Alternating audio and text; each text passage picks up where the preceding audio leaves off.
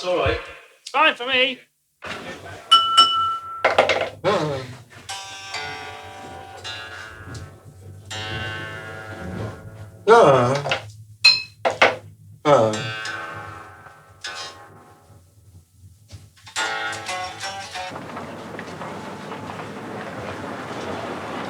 That's me bum in the mirror.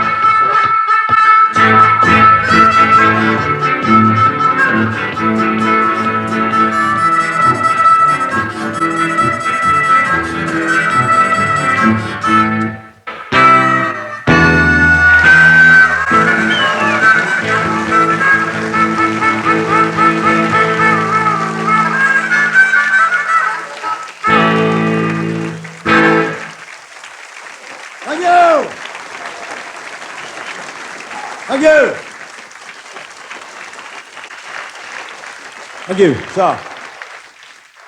Sure. Off. It's nice to be back in Belfast. We were here last night. We've not been anywhere else in between us. But all the stars say that. I thought I'd do that. You're probably wondering what's going to happen tonight. The first half will consist entirely of ballet for the very drunk, led by me, courtesy of Black Bush. And the second half gets really interesting. We've got the Malone Road Townswomen's Guild coming down. And they don't come down for everybody, I'll tell you that. And they're going to give you a Tupperware demonstration. The high spot of which is Tupperware as a sex aid. They show you how to use butter containers as elbow supports. And 101 interesting things you can do with a salad crisper. One of which is get your husband to stand on it, you do it stood up, and when his ears wiggle, you kick it away from underneath him. And then we've got the Lisbon Sea Scouts coming along. They're going to come along and they're going to show you exactly how to get a piano upstairs using just a cat, a whip, and some Vaseline. But to begin with, I want to talk about the human body. I mean, look at your belly button, for example. Look at your belly button. Not now, sir. No, I mean, figuratively speaking. What use is your belly button? Have you ever thought about this? What possible use is it? You can maybe use it for putting salt in when you're having chips in bed. Yeah. Or you could use it as a candle holder if you could stand the pain. But who wants to lie naked on a table when there's people eating all around you? Apart from that, it serves no purpose, except, as far as I can see, as some sort of residual fluff collector. It seems that every bit of fluff that hits your body says, OK, fellas, down to the belly button, OK. And once that fluff's in there, you've got to get it out, and people use, sort of pins and needles and crochet hooks and things. Whatever you do, by the way, do not use the tube off the Hoover. That's terrible. You end up with a squint and your hair goes in half and it's... So that's your belly button. Useless. Redundant piece of bodily architecture. Second aspect I want to talk about, and I did not really want to bring it up so early in the evening, but that's your bum. I mean, what use is your bum? Really, what use is it? All right. It has got one. Yeah, I know. It's got one obvious use. Without your bum, you would explode. I accept that. And nobody would stand anywhere near Cyril Smith. I mean, this is a fact of life. But having said that, what else does it do, your bum? What does it do? It doesn't wave at people. It doesn't pick things up, does it?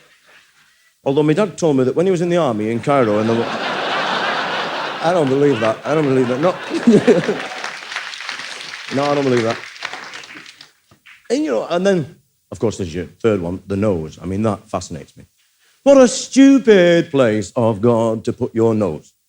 Right over your mouth where anything that falls out falls in. That is stupid. He could have put it on the side of your head. You just brush your shoulders every so often, don't you? But there it is, stuck there. And what good is it? What good is your nose? If you wear glasses like I do, you do need a nose, because otherwise it's the 6-inch nail between the eyes, you know. You have a nose. But apart from that, you talk through your mouth, you breathe through your mouth, you eat through your mouth, you sing through your mouth, you eat all your food that way. I mean, you don't shove lamb chops and cabbage up your nose, do you? As far as I can see, your nose exists purely and simply, and I have studied this, your nose exists purely and simply as a bogey factory. A crow works. There are things up the back of your head making Gilberts 24 hours a day. It's a giant assembly line for bogies. They're all like, oh, keep them coming, Fred. Yeah. Yes, it's good. That. Some of these are getting a bit dry. Put some more gum in them, will you? Oh, it's a good one here, Harry. It's a 2-job. Let's get hold of this one, Harry. Give us that one. To you, Harry. To me. To you, up a bit. To you. Right, okay, easy. Now, take it easy. Back off. Okay. And once those bogies are in there, those Gilberts are up the tunnel, once they are in, people, human beings, will go to the most insane lengths to get them out. Have you ever been stopped at a traffic light when they're on red? And you look in the car next to you, and there's a bloke there safe in his little metal womb there, oblivious of the world around him, and with a single-minded attention of somebody trying to discover the secrets of the cosmos. He's got 4 fingers up the back of his eyeballs. And he's rooting away like a good one. Having a really good howk up there. And when he gets it out, he gets this Gilbert out, and he stares at it. What does he expect? A piano? A penguin? Lucky dip? What is it? And then the lights go to green, and he panics, and he tries to shake it off. It won't go, of course.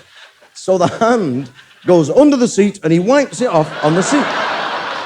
If you're buying a second-hand car, forget the logbook, count the Gilbert. True. So, no. So tonight will be an examination of all those things that are most pertinent and puzzle us most as human beings as we approach the end of the 20th century, I suppose. And I would like to sing a song for you now that upset. We had the deputation in from Malone Road outside last night, picketing the stage door, because I upset them, because this song is called the Suburban Blues.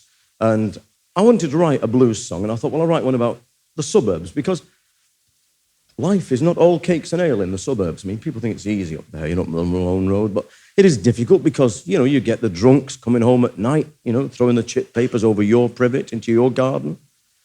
You get the ice cream man on a Sunday morning with his tape stuck on, so you get 4 hours of the Bluebells of Scotland. And I thought, I want to write a song about the trials and tribulations of suburban life. So I've written this song. It's called I Was a Fly on the Windshield of Life, or When the Cork Breaks Off in the Wine Bottle of Your Dreams. It's featured on a new album I've just done on the Oblivion label called James Last Plays AC/DC. Here we go, hit it, Mike.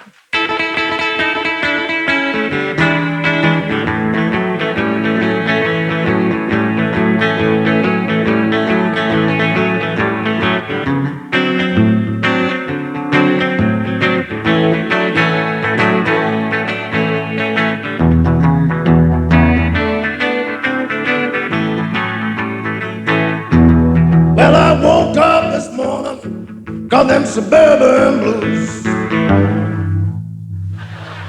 Woke up this morning, got me them suburban blues. I dropped my electric toothbrush down the bidet, now every light in the house is fused. Next door neighbour's cut his privets, I swear that it's no lie. He's gonna let all his clippings fall down on my side. The old pair's hoovered up the hamster, it's got stuck up the tube. The milkman won't take Barclay cards, what's a poor boy gonna do, Lord, oh Lord? I got me them suburban blues, yeah. You pay your rates, pay your golf club fees, but either way you're gonna lose. I said good morning blues, blues, how do you do? I said good morning blues, blues, how do you do? Some skinheads came down the road and threw my garden gnomes in the plastic alpine pool. Oh yeah, man. I get up every morning, put on my jogging togs. The only trouble is, suburbia's full of dogs. I go jogging down the pavement, slipping and sliding through the rain. You hear the neighbors say, man, there he goes, he's drunk again, Lord, oh Lord. Got them suburban blues, yeah. You pay your rates, pay your golf club fees, but either way you're gonna lose. I got the blues so bad, swear that I could cry. The blues so bad, I swear that I could cry. You know, man, I'm so unlucky that even my plastic flowers have died. Gypsy woman told my mama before I was born, gonna have a lucky boy child if you buy this rabbit's foot charm. I wore that rabbit's foot charm, thought life was a bed of roses. I'm the only man in Surbiton with myxomatosis, Lord, Lord. I got me them suburban blues, yeah. You pay your rates, pay your golf club fees, but either way, either way, either way. What did I say? I said, either way you're going. Blues, yeah.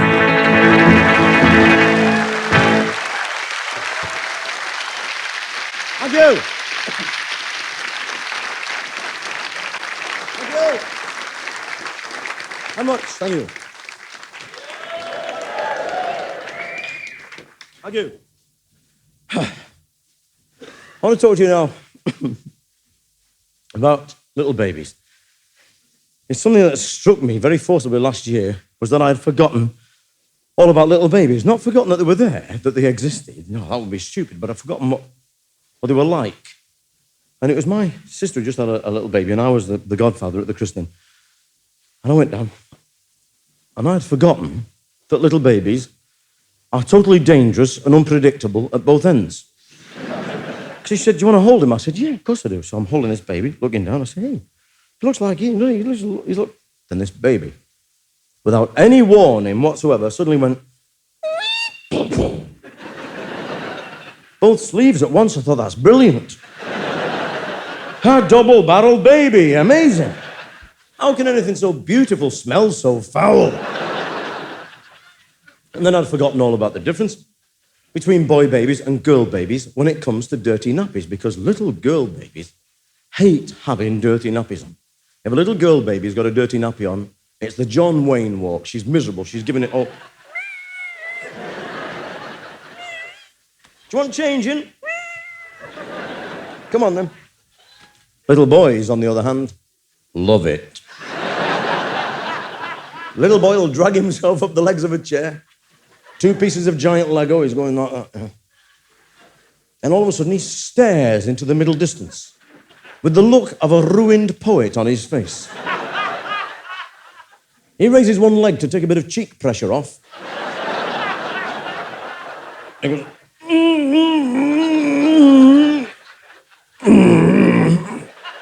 oh, that's nice and warm, that is. That's great. Then he flops back onto his bum to spread it. He goes, boom. And you're changing him. You say, how has he managed to crap in his armpits? I do not understand it.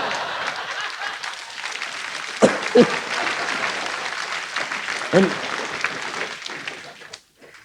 it's true. Our kids, little baby boy, just started toddling at the end of this last summer. And he just got himself up toddling in the garden, hot summer's afternoon. We're all sat out. And he's going across the lawn there, and it's that first baby walk, you know. Here's me head, my arse is coming, you know.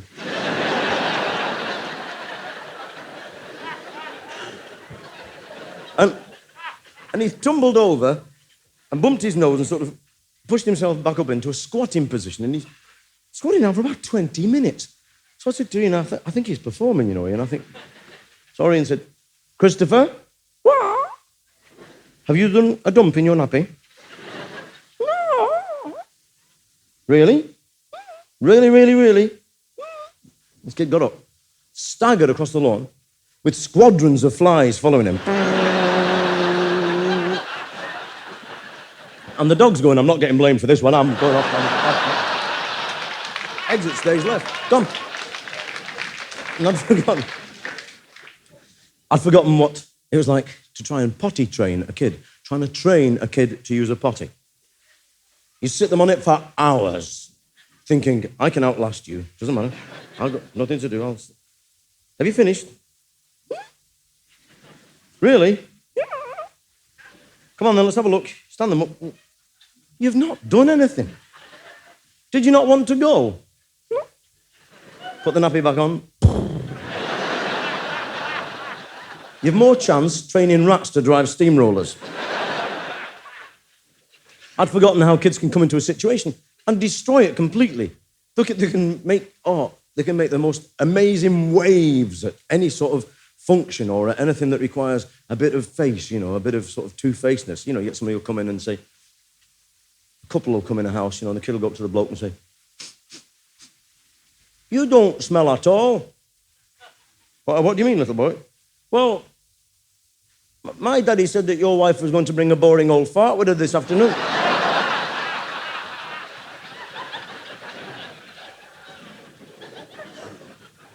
I gave a dinner party once. I've only ever given one dinner party, and after that, I forgot it.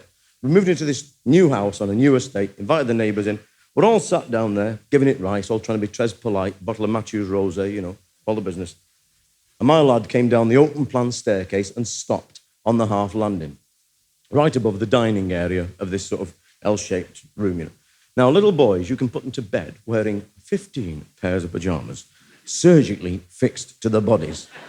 Within 2 minutes, the pyjamas are off, they're out of the cot, the plastic pants and the nappy are gone, and they're off downstairs wearing nothing but a vest. Now, little boys' vests, you can get them 12 foot long now, but they still end up under the pigging armpits. And little boys, when they're thinking, they're always playing with the widgers, aren't they? And he was stood there on the landing, my lad, and he's going...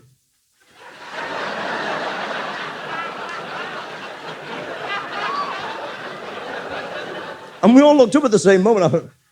So I thought, what do you do? Shout, you'll go blind, or what? I said, Patrick, what do you want? He said, Dad, will you wipe me bum for me?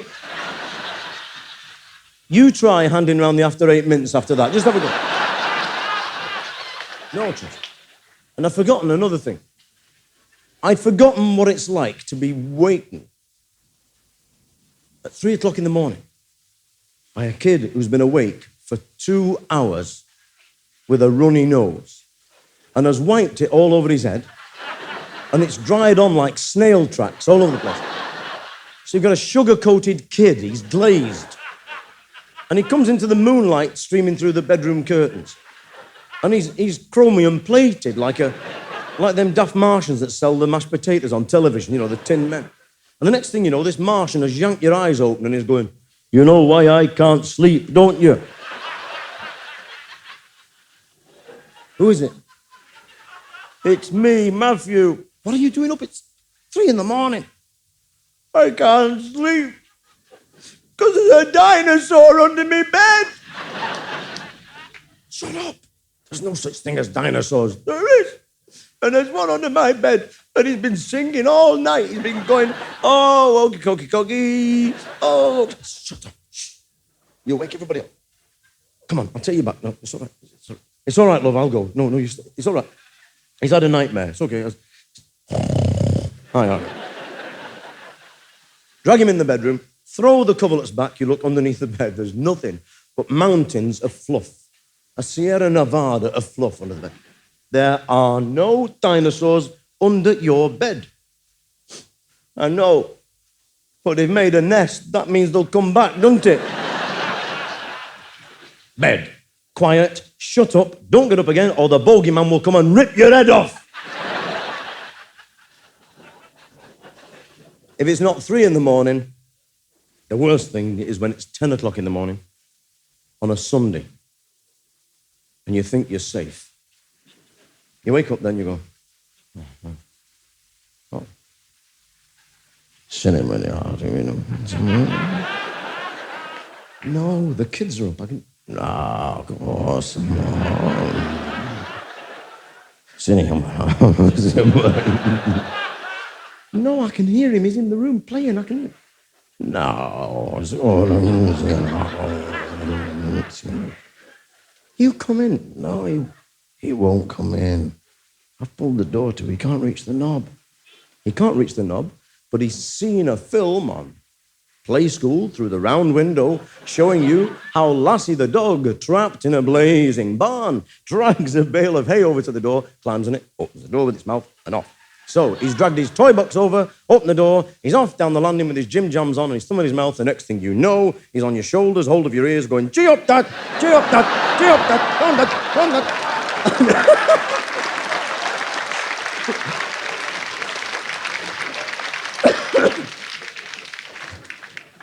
Don't stop, Mummy likes it. Oh, God.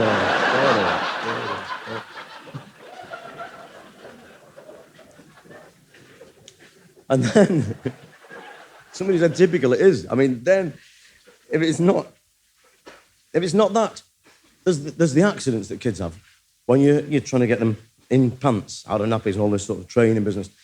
Because it's ridiculous, because for months you let them walk around with this sort of plastic pants and nappies on, safety net, no problem. They can do it anyway. Oh, I feel like a crap. Great. Then all of a sudden, you are trying to train them. And little kids, they can't be expected to remember all the time. And they forget, they get concentrating on something, and it's too late. Because you get a little kid at the bottom of the garden, like nailing a worm back into its hole with a brick, you know. And all of a sudden, he'll sort of go, oh. They come flying in the house going, Dad, Dad, Dad. Too late. And my youngest daughter, Emma, was forever doing puddles all over the house. Puddles everywhere. In the end, I gave up and bought a yellow carpet. I thought, bugger it, there's no. But the daft thing was, she was brilliant at making excuses. It was never her. It was always somebody or something else, you know. And the dog had left home. He'd gone years before. And the cat had become a virtual recluse, living in the coal shed, writing letters to the RSPCA. And one night, I'm sat there, watching the telly, and the wife was out at garroting classes. And I'm watching the box, and through the door she came in a little nightie there with a puffy sleeves, and I turned around, I said, what are you doing up at this time? It's 10:30. And she folded her arms like she'd seen her mum do when she had something really important to say. And she said, do you know what somebody has done in my bedroom? I thought, I cannot wait. I said, what? Somebody has done a great big wee-wee in my bedroom. I said, it wasn't you, was it? No. And it's all in the Lego box. Washing out Lego at 11:30 is not my idea of a good night in, I'll tell you. Then there's the things they say that drop you right in it. Kids are brilliant. We were on the beach at Morecambe last year. We're all sat down there. My mate's wife has gone off for ice cream. She's come back with 4 ice creams in each hand, treading over the ghetto blasters and the coating couples and the lilos and that, and she gets back to Sandcastle. The little lad's there, 4, he is there aiming. He said, Mom, what? Do you see that lady over there? And there's a woman on a lilo with a bikini on, nice figure. And I said, what about her? She's got a loose bottom, you know. She's got what? She's got a loose bottom, she has. Honest, because I heard me dad saying to Uncle Mike he'd like to screw the bum off that. My mate's got ice cream out the side of his head.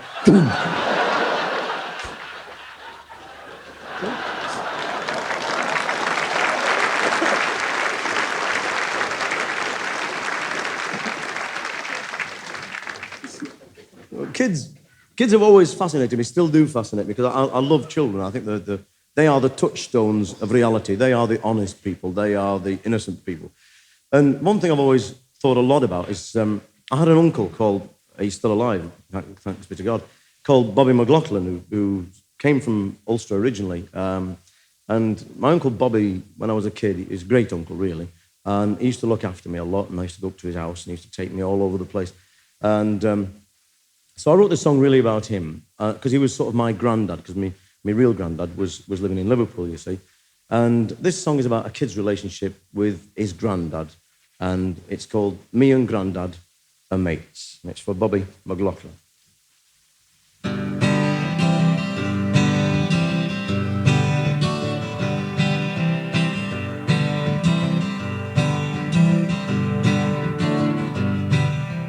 Grandad takes me fishing on a Saturday, me and me granddad's mates.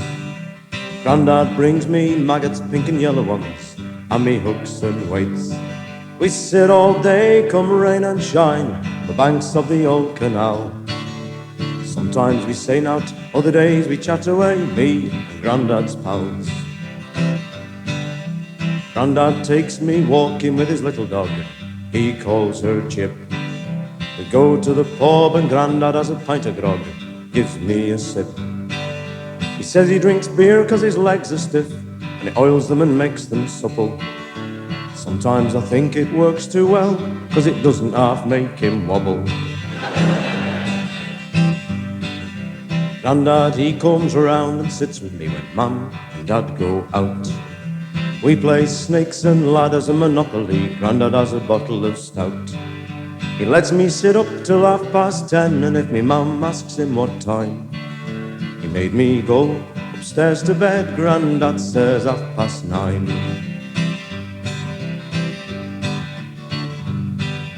Grandad tells me all about the war and when days were bad. Grandad tells me all about the things he did when he was a lad. Sometimes he talks about me gran, and then he looks far away. He says she's been gone a long, long time, but he'll see her again someday.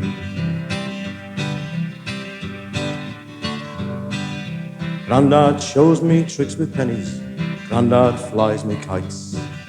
Grandad brings me fish and chips home from the pub at nights. And if ever I grow up and I get old, and my kids, they have kids, and I'll take them fishing, and I'll do all the little things that me Grandad did.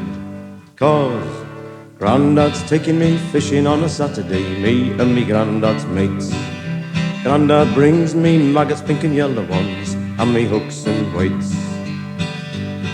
We sit all day, come rain and shine, on the banks of the old canal. Sometimes we say nought, other days we chat away, 'cause me Grandad's pals.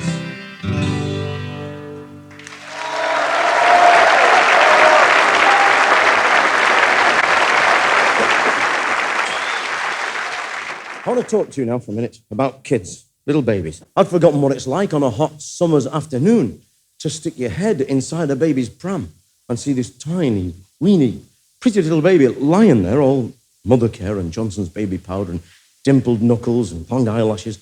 And you get your head right in and you say, "Isn't she gorgeous? Isn't she lovely? Oh, look at her eyelashes. She looks like you, doesn't she? Oh, you'd wonder how anybody could harm them, wouldn't you? Ain't she lovely?" And this little baby all of a sudden develops a bright purple head like a throbbing grape. And it's going... And it's like 5 tons of Stilton in a sauna bath. You go... God, how can anything so beautiful smell so foul? And then if it's not things that they say, it's the questions they ask. Kids are great at asking you questions that scramble your brains. One of my kids one day, Sarah, she came up and she said, she was very little then, she said, "Dad, where does all the light go when you switch it off?" I thought, I'm buggered if I know. I said, you better ask your mother, she pays all the bills, I'm not really sure. I'm driving home one night with a pair of them, Sarah and Emma, in the back there, driving up the road. One of them said, "Dad, what? How do the white lines know where we're going?" She's on drugs, this kid, she's taking something. And the other one, after about 10 minutes further on, the other one said, "Dad, what? How deep do they bury them cats?" And I had to pull over. I had to stop the car, because I got a sudden mental image in my head of a long line of cats all going, "Shit, here's another one."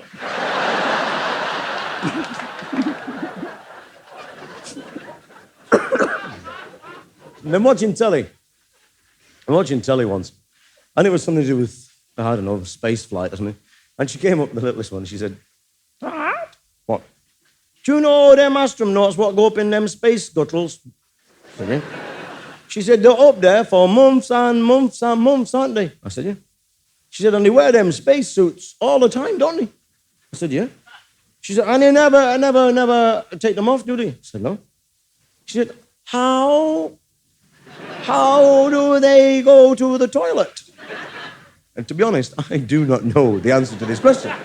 Never having worked for NASA. I said, I thought I'll make something up. You can't show them you're stupid because you're their dad. I said, well, they have a special operation so they don't ever have to go. She said, like the Queen and Princess Diana. I said, that's it, brilliant. And then one day, the eldest Sarah, she said, why do we have a belly button? And I thought, well, I'm not lying this time. I'm going to tell her the truth rather than have to explain it all again. Some future date. So I said, well, you have a belly button because when you were a teeny-weeny little baby inside your mummy's tummy, you have a tube that goes from your belly button to the inside of your mummy, and all the food goes down there to make you big and strong so you can be born into the world.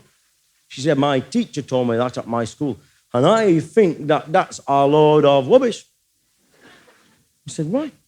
She said, because what for your belly button is for, I think, is for when God has made you up in heaven and you are lying on the big, white, fluffy clouds waiting for the gardening angel to take you down to your mummy and daddy who have prayed for ever and ever and ever so long to have a tiny baby all of their own to love. I thought, this is my bloody mother, this is.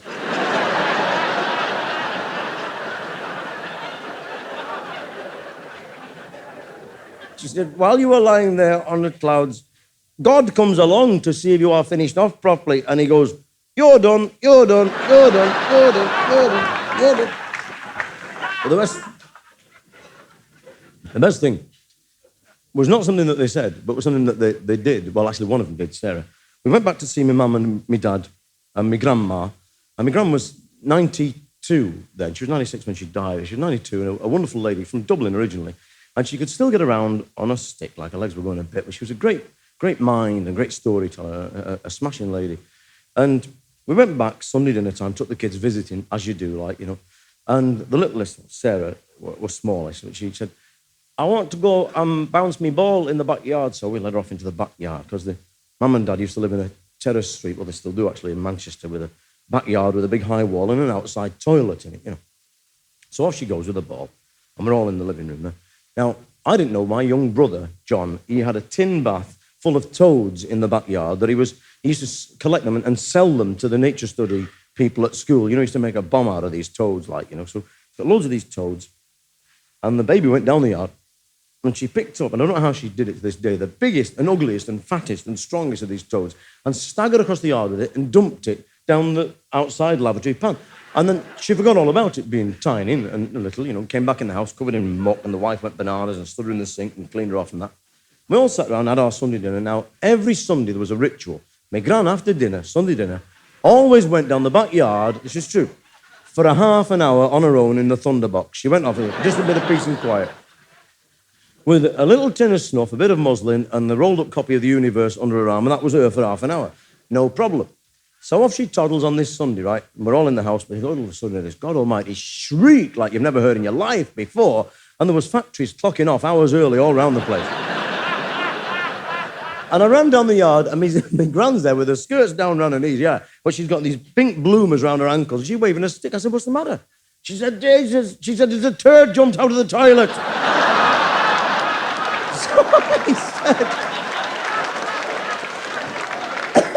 So I said, well, where is it? She said, I hit it with me stick and it's jumped over next door. She said, Jay, she said, no more all brand for me, I'm telling you.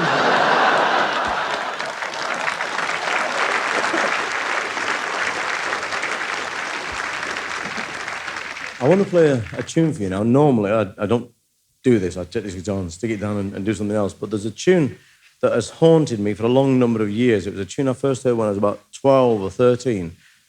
And I had in my mind, it's a traditional tune from Ulster. And it was a tune that I had in my mind for a long time, but I could not get the second part. And then I came over here this week, and I was finally able to learn the second part of the tune. So I'd like to play it for you now. So I'll play this tune that I wanted to learn, which is called My Lag and Love.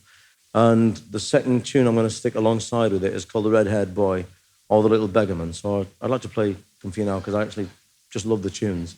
And it's My Lagan Love and the Red-Haired Boy.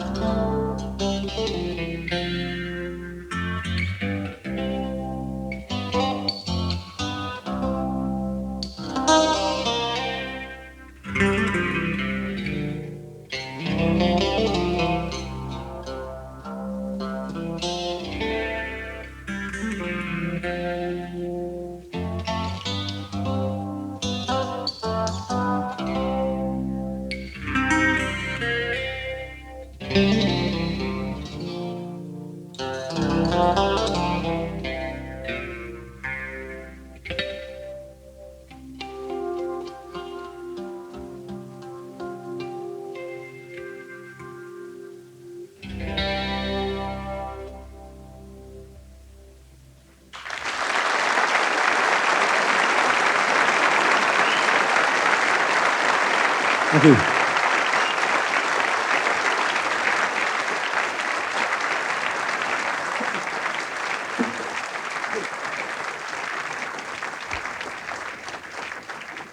I'm going to tell you 3 stories now, which I swear to you are totally and absolutely true. A lot of journalists and other professional cynics ask me questions like, these stories you tell, do you make them all up? Well, the answer is, well, for example, the story I told before about McGran and the toad. I mean, that is basically true. The line about the all bran, I made that up. I put that in myself. Because it was actually Guinness and Slippery Elm that she said. Anyway, now these 3 stories I'm going to tell you are totally and absolutely 100% pucker truth. And they concern a bloke called Dennis Cartwright. Now, this last summer, I was sent by the BBC to America to do a cycle trip from Philadelphia to New Orleans, which they were going to film me playing music with the old-timey musicians and that. I'd done a similar one in Ireland, round Cork and Kerry, a couple of years back, which some of you may have seen, and they wanted me to do the same thing in the States. So I said, fine, no problem. And we went over with a film crew. Dennis Cartwright is the sound engineer in the film crew unit in Manchester. Now, Dennis is the hero of these three stories. He is a plump, jovial, jolly, laugh-a-minute, life and soul of the party, drink-on-a-stick sort of bloke. He's a brilliant fella. You'd love him. He's really a smashing fella. He comes into a room and everybody gets going and laughs. He's a smashing bloke. His one problem is he comes from Bradford in Yorkshire, which is not a problem, but his problem is that being a Yorkshire lad, he's blunt and outspoken, and he believes in calling a spade, and he doesn't give a John Jordan who gets upset about it. He's not bothered at all. Now, that attitude in Bradford is fine. In America, where a lot of people have got guns, it's a totally different thing. And we were filming in a place called Cherokee. Now, the only place you could eat in Cherokee, which was this Indian reservation in the heart of the Smoky Mountains, the Americans basically took all the land off the Indians and gave them these rocks and trees to play with, you know. The place was full of people dressed as squaws and Indian chiefs and that. And we went into this restaurant called the Happy Tomahawk Burger Bar. Go in. And all the waitresses are Cherokee Indians and all the fellas round, the cooks, and all Cherokee Indians. So we sit down and I threw a wobbler because we'd lived for 8 weeks on burgers and I was pigged off with burgers. So I just threw a wobbler. I just said, that's it. Cannot be having, will not hack it, out of the window, knock down for pal, give it a severe swerver, left of the job, through the door. He said, what are you talking about? I said, I've had enough up to there with burgers. We'd had every sort of burger you can mention. We'd had cheeseburgers, chili burgers, hamburgers, beef burgers, giant burgers, maxi burgers, muff burgers. Even... well, you can get lucky in America as well, you know. It's not just over here. So they said, well, what's... I said, no more. Knock down for pal. Brain damage. Not having it. I said, you know, I've been awake for the last 3 nights, chewing the bed end, you know. I have been fantasizing. You know what about? I've been dreaming about double haddock, chips, mushy peas, tea, bread and butter, Harry Ramsden's, Sunday afternoon. And you get them red-hot chips with loads of salt and vinegar on, slap them on the bread and butter. The butter all melts and goes into the bread. And you squash it all up. You've got a huge chip butty like a docker's wedge, and you get that. I said, get your laughing tackle round that. It's instant orgasm. Brillianto. Boom. Yaruba, yaruba. Whee! This other fella said, yeah, he said, I'm getting a bit that way. He said, I've been fantasising about my Auntie Emily's Yorkshire pudding. He said, it used to be always golden and crusty on the outside and spongy on the inside. You could mop up all your gravy with it. He said, oh, a pint of Tetley's bitter and that. He said, brilliant. Then Dennis Cartwright, talking about a curry house he goes to in Bradford, said, yeah, he said, there knows me, I could murder a bloody Indian.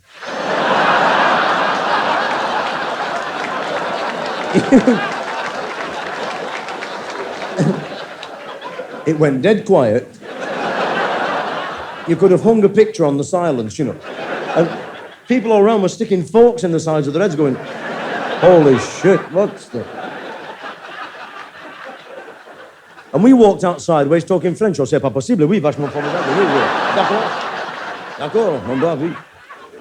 And Dennis had said, is it something I said or something?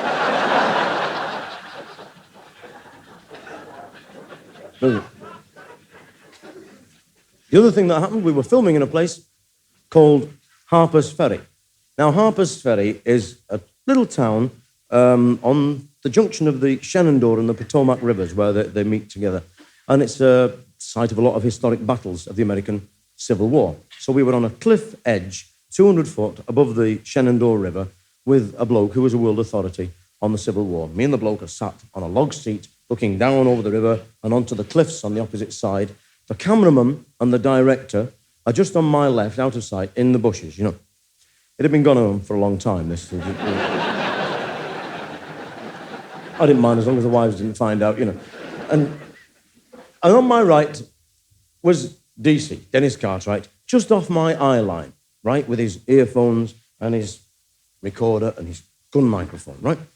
Now, Dennis was sat on a log just off my eye line, and the trouble with Dennis is, if it's slightly warm, he wears shorts, and Dennis, to be perfectly and tragically honest, is the wrong shape for shorts, because if they fit him round here, there's about 2 foot of leg room all the way around, and he looks like a sort of shuttlecock.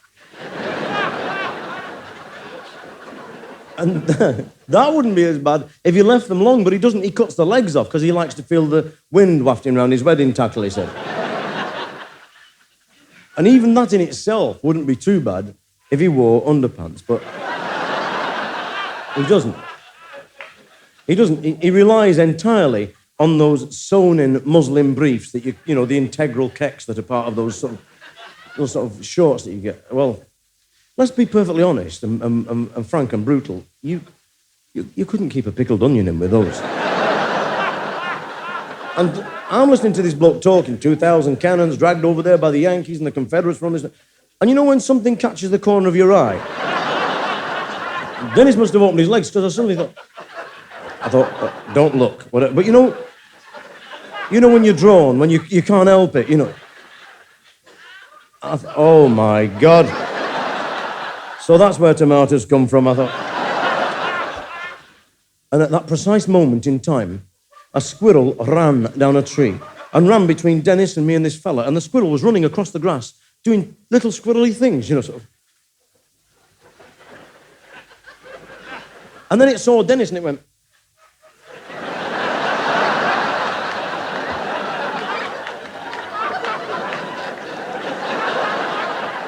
And I fell off laughing because I knew what was going through its brain. It was thinking, there's enough there for me, oh shit, oh Frank, I don't know.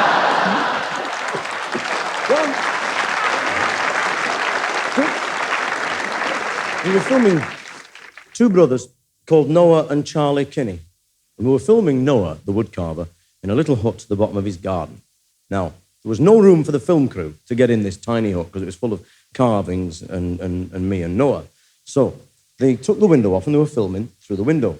But Cartwright, the incredible, El Cartwright o Diabolo, he would not stay outside the hut. He wanted to get his sound dead right. So he's come in the hut with us and he squashed himself up under the woodcarver's bench, looking like some sort of weird electronic Buddha with all wires and cables and things, and his beer gut hanging over like he's... Now, Dennis, if he sees anything remotely funny in a situation, goes into fits of giggles. And Dennis giggling is like somebody kick-starting a ferret. It goes... And then he breathes in, and it's like a donkey with piles. He goes... Ooh! Ooh! Ooh! What set him off this day? What set him off this day was the fact that his head was doubled up under this bench, and his head was about, a foot and a half off the floor. And he was staring directly at Noah's feet. Now, Noah didn't wear shoes in the heat. It was 104 in the shade, and he had bare feet. So Dennis is looking at these toes, and Noah has a microphone on here. Dennis has got the earphones on, so he's hearing everything directly through his head. Now, Noah was so nervous of the film crew that when he talked, he moved his toes in time to the words. And Noah is giving it right, and he said, "It took me nearly 3 months to make this one." And Dennis goes, because he's looking at talking feet. They're going, "Took me 2.5 months to get that one." And he just said,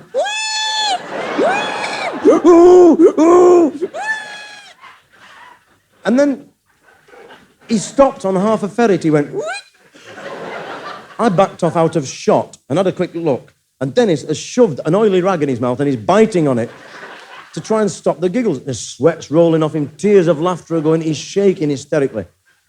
And I thought, what do you do? And I looked outside and the directors, keep going, rolling, keep going. I said, oh, lovely, this one, this Model T Ford you've carved here. And these are presidents of the United States, aren't they? They're fine. We would have got away with all this had not Dennis had for his breakfast that morning hominy grits, black-eyed peas, fatty-back bacon, sour cream, baked potatoes, coffee, flapjacks, maple syrup, followed by about 12 pints of ice-cold, fizzy American lager beer. Now that, according to a doctor friend of mine, is worse than Guinness and cabbage. He said, as thunder soup, that beats the lot. He said, if the Germans had had Dennis's bum in the Second War, they would have won it, no problem. Because Dennis started letting off at a rate of knots. Because he was giggling and he's inhaling air and it was going nowhere, but he's going... And the first time it happened, I said, oh, this is the one who never told lies. George Washington, that one, and we had... What's that? And this one here is Abraham Lincoln outside the log cabin, isn't it? And I do not believe this is happening to me. And I looked in desperation out of the window. They can't hear a thing outside. They're going... I said, this one is President Nixon, isn't it? I said, this one is Kennedy. And then Dennis dropped a cracker. In a sane and just world, he would have received some sort of an award for this. Because it was not so much a fart, it was an entire picture in sound. It sounded exactly like a wet flock mattress falling down a flight of marble stairs, across a corrugated iron roof, through space, onto a pile of wet cardboard boxes and a duck with laryngitis. Because it went bloop, bloop, bloop, bloop, bloop, bloop, bloop, bloop, bloop, bloop.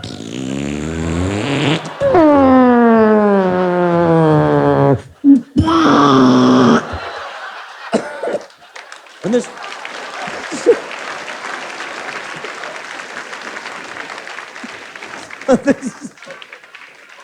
this old bloke who was supposed to be a bit deaf, even he heard it. He said, "What in God's name was that?" I said, I think it was mice. He said, "I'll tell you, son, they've got terrible bad breath."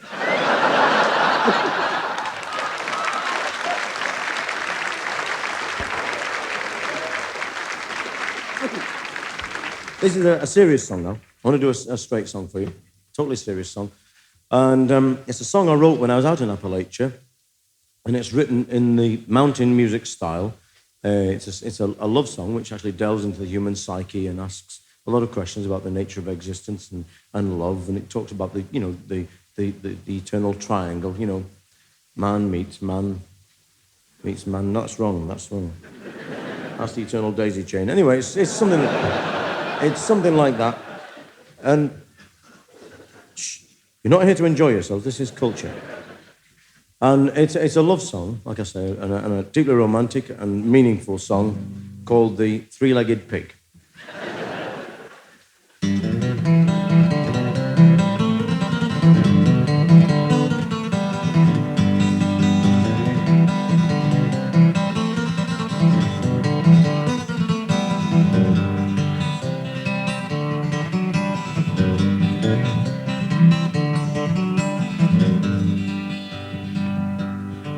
Hot diggity, shucking, Joel.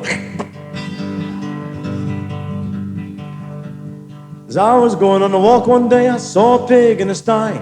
I looked over that yard wall, swear that it's no lie.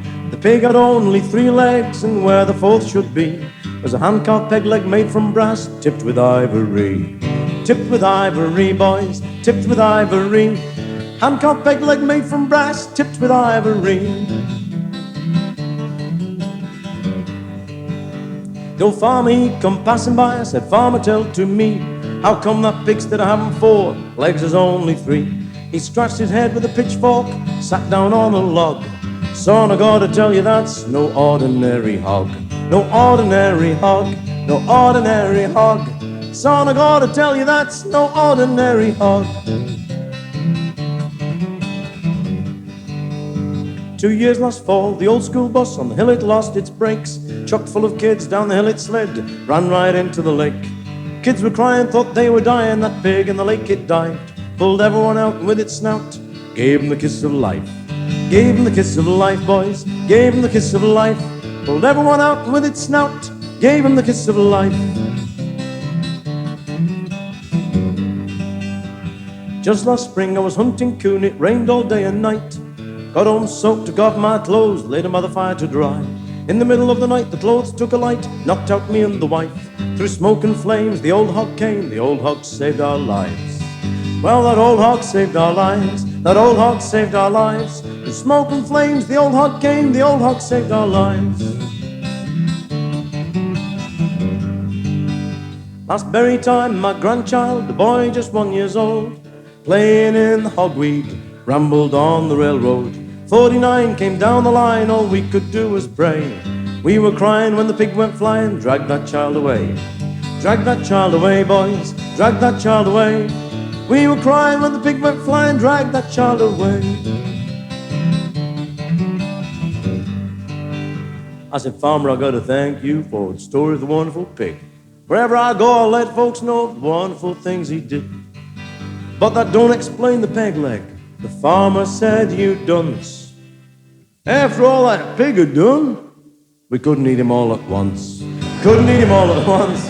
Couldn't eat him all at once. After all that pig had done, we couldn't eat him all at once.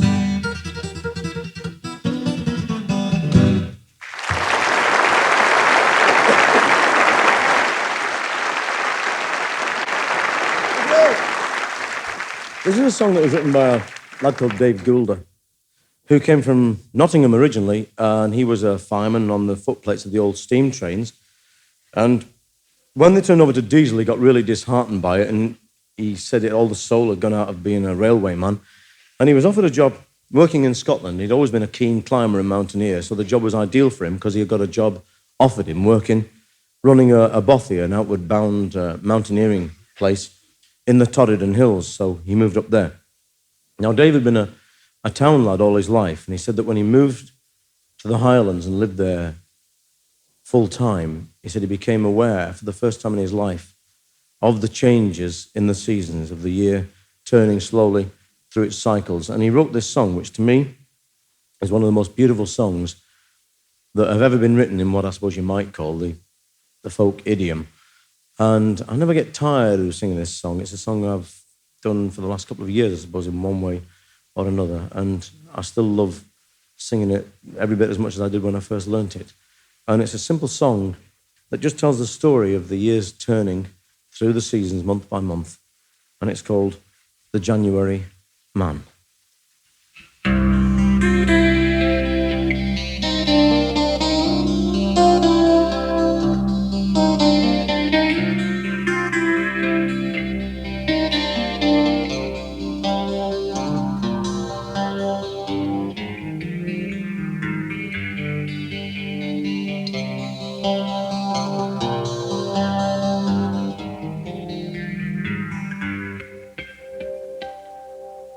The January man, he walks abroad in woolen coat and boots of leather. February man still brushes snow from off his head and blows his hands. The man of March looks through the spring and he wonders what each year will bring. And he hopes for better weather. Through April rains the man goes down to see the birds come in to share the summer. Man of May, he stands very still, watching the children dance away the day. In June the man inside the man, he's young and wants to lend a hand and welcome each newcomer.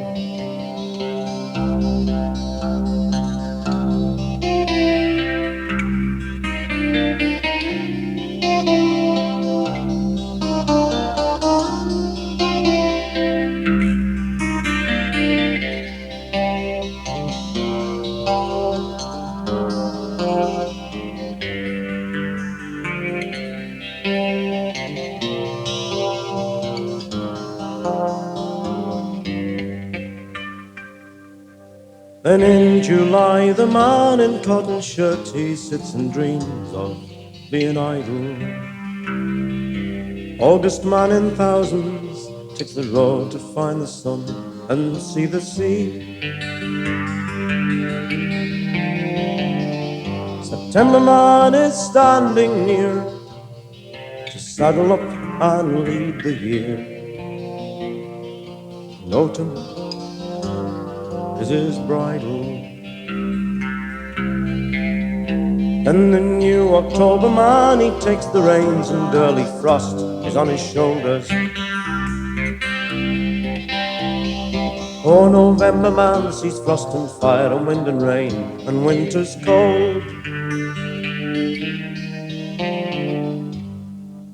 December man looks through the snow to let 11 brothers know that they're all a little older.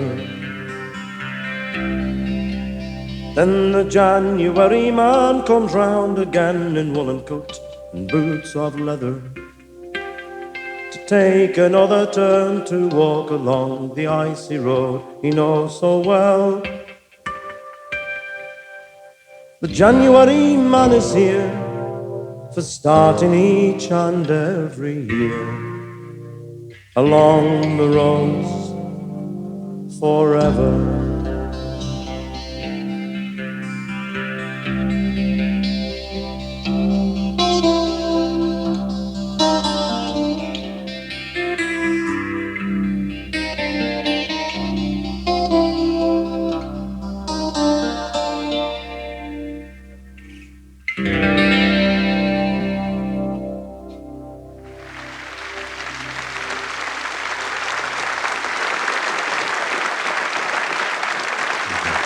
Thank you.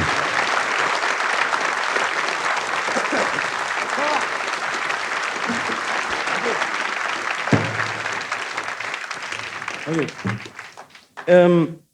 I don't know if you've ever seen one of these before. Most of you will have. It's called a bowron or a bowron or a bowron. It's spelt B-O-D-R-H-A-N. The D is silent, like the P in Bath. And this.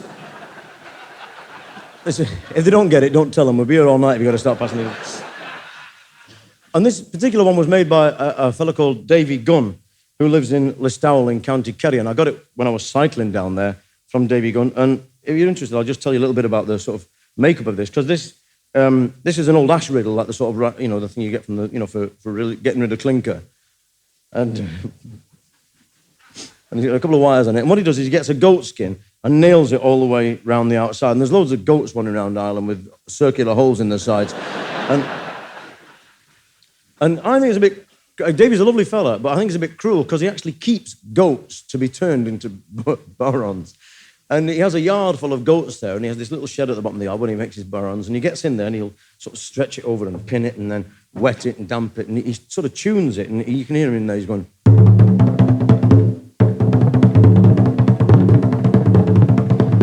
These goats outside are saying, hey, that sounds like our kid in there.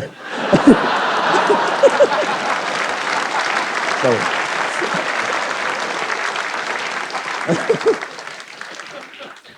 I know. Sorry. But I was down again recently, and there's a mate of mine down there called Paddy O'D, and he's an incredible character.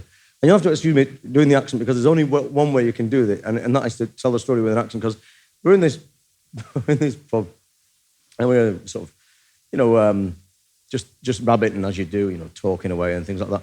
And he said, Jay, he said, you see your man over there? And I looked across, and there's a bloke with worse glasses than mine, really thick sort of, jam jar bottoms, He says, you see your man over there looking like a wasp in a milk bottle?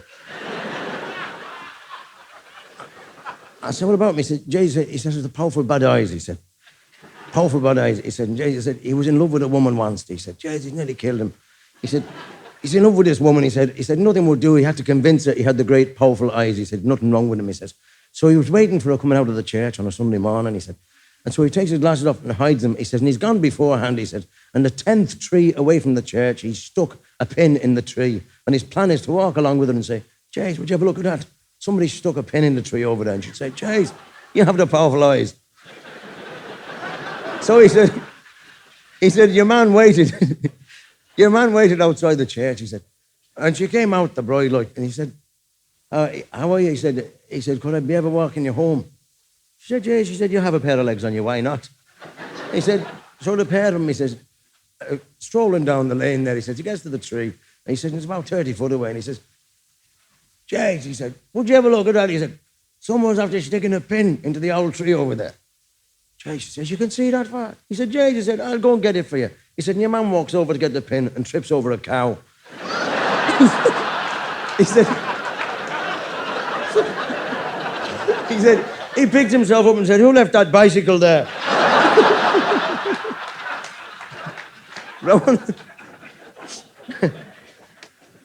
I want to do a song that I learned from I learned from a lad called Jimmy Crowley, who plays in a band called Stoker's Lodge. And it's a song, he's a great singer, and they're a terrific band from Cork. And the song is just called The Funeral. Once I got an invitation to a funeral, but to me disappointment, well, the fella didn't die. He apologized sincerely for the trouble he was causing us, and after the apologies, we let the matter lie. And after the apologies, he took us out and treated us, and called for pints of porter for a company of 10. And when somebody asked him whose money he was squandering, that fella got his eyebrows put in mourning there and then. Now the owner of the beer shop, he saw that we were rioting. He told us for to hop it, but to go we all refused. And he called a gang of loafers who were standing on the corner, and for more than 20 minutes we were terribly abused. Then out of the beer shop into the street we staggered, where a gang of ragamuffins started pelting us with mud. We told them for to chuck it, and they said that they were doing so, and battered us severely, and they left us where we stood. Now, the next that we met, it was a party of Salvationers. They rifled all our pockets till we swore that we were saved. And little Mick McGinty got escorted to the station house for asking a policeman if his appetite was shaved. Then to pay McGinty's fine, every man took off his undershirt, and off to the pawn shop we dragged the blooming lot. We told the man we only wanted 10 and 6pence on 'em. There's enough on them already, was the answer that we got. So we got the 10 and 6pence was the fine to free McGinty, but the devil take the whiskey shop we met upon the way. We couldn't pass the door without taking some refreshment till we squandered every penny of the fine we had to pay.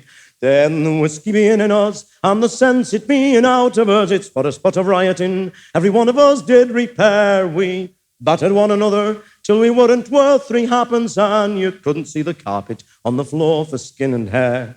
Then we bought a concertina for to keep up the hilarity, though none of us could play it, though we tried our best and worse. And it made enough noise. Now, if that was any benefit, we handled it so gently that the bellows went and burst. So we bought a boiled potato for to mend the concertina, and someone hit McCluskey with the carcass of a rat. He buckled up his eyebrows and went and read the riot act, and said, I'll put 2 heads upon the bugger that did that. So I hit McCluskey, and McCluskey hit some other man, and any man hit any man to whom he had a spite. And Johnny McNamara, who was sitting saying nothing, got a kick that broke his jaw for not indulging in the fight. And we fought like Turks till the police, they arrested us and dragged us off to prison, broken noses and black eyes. I got 40 days in prison, and to me it was a warning, boys. Oh, never to go to funerals until the bugger dies. Dum diddly idlum da diddly idlum dum diddly idlum dum diddlo lum diddly idlum la diddly idlum dum diddly idlum lum diddlo dum diddly idlum diddlum dum diddly idlum diddlo dum diddly idlum diddly idlum diddlo lum diddly idlum diddly idlum lum diddly idlum diddlo skidly idlum diddly diddly idlum diddly idlum diddly idlo diddly idlum skidly idlum diddlo dum diddly idlum diddly idlum diddly idlum diddly idlo.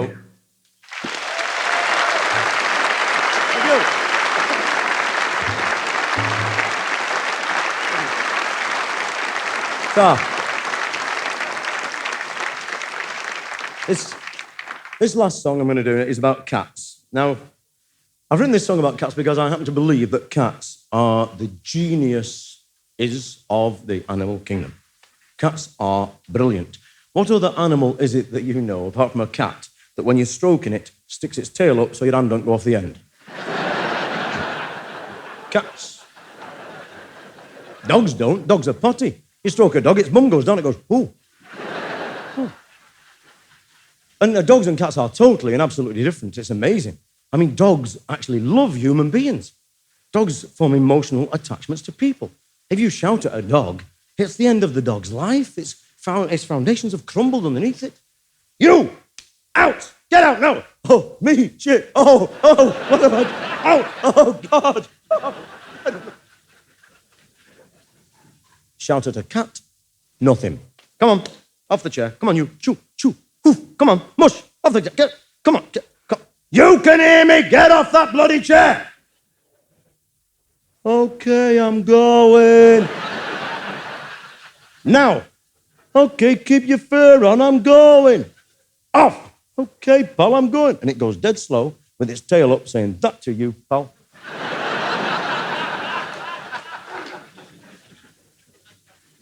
Look at the difference.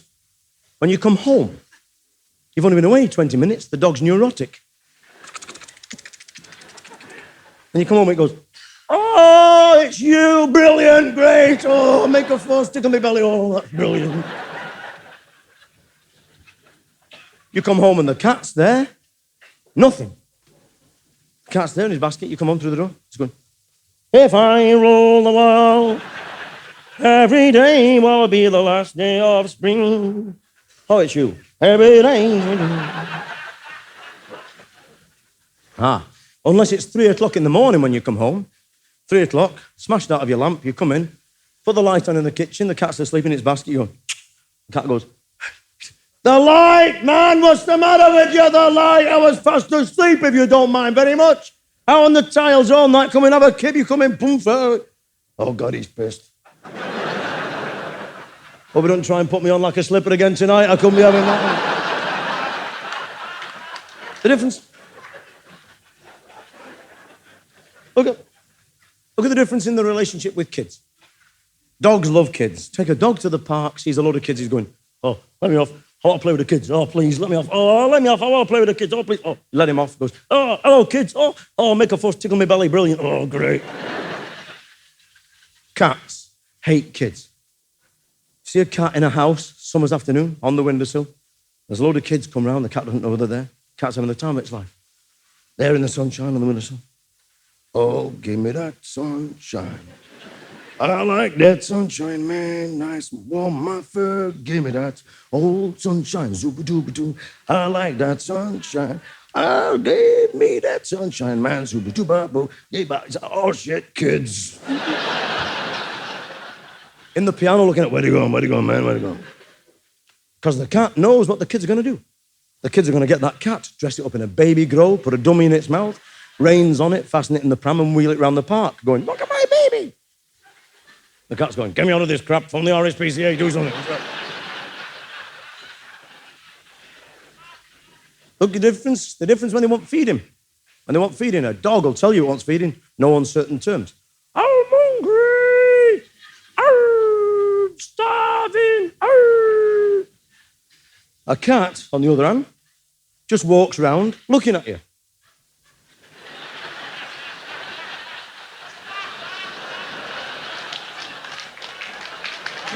And if you don't get up and feed it, it goes, okay, pal, it's claw time, you've been warned.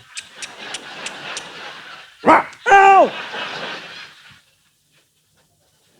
The pigging cat scratched me. She probably wants feeding. Well, can't she write a note or something? You've got to rip my leg off. Come here, Tiddles, come here. And you feed the cat and you think it's purring? No, it's laughing. For dogs, there's another thing. Dogs will chase anything. Throw a brick for a dog, it goes, oh, brick, I'll get it, yeah. Have you ever tried throwing a stick for a cat? Fetch, Tiddles. Carry yourself, you pillock. You shouldn't have thrown it away if you wanted it, should you? You never see cats chasing motorbikes, do you? You see dogs do it all the time. Dog's on a step there in the sunshine. Motorbike goes past. Dog goes, oh, a motorbike. I must get it. What's that dog going to do when it catches that motorbike? I've got this mental picture of a dog with a motorbike in its mouth going past its mates going, how about that? Kawasaki 650, that is. Only got to get a Suzuki. I got the set then. The difference when they want to come in. When a dog wants to come in, it's outside, broken-hearted. It's on the doorstep. It's going, I'm lonely. Let me in, I'm lonely. A cat just sits on the windowsill, glaring at you through the window. You're reading the paper and you feel these mad eyes boring in the back of your head. You go, what is it? Oh, it's only the cat. It's too cold out there. I'm not going to go out there. It's too cold. It's all right. It's got a fur coat on. It'll be all right. I'm not going to. But the cat doesn't go away. It stays there. And spiritual emanations come from it. It psychs you out. It's giving you vibes. Its evil eyes are coming through the window. And you look round again because you think, what's the matter with it? Go on. And the cat starts opening and closing its mouth. It's going. You can't hear what it's saying because of the double glazing. You know where it's going? It's going, swine! Open the door, you pillock! Fucking cold out here, you know. And if you don't get up and open the door, it goes, okay, I'm going in the bin. Goes in the bin, gets all the rubbish, throws it all over the garden. Look at the different ways they make love. Totally different. Dogs will make love anywhere. Last Saturday before Christmas, town crammed with people with Christmas trees, baubles, action men, scale X-Tricks, all the business, video, Space Invaders machines, monster gurgle battering rams, and all this rest. We're all going down the streets there. Dog comes along through crowded town. He's going, if you knew foo-foo like I knew foo-foo. Oh, hello, lassie.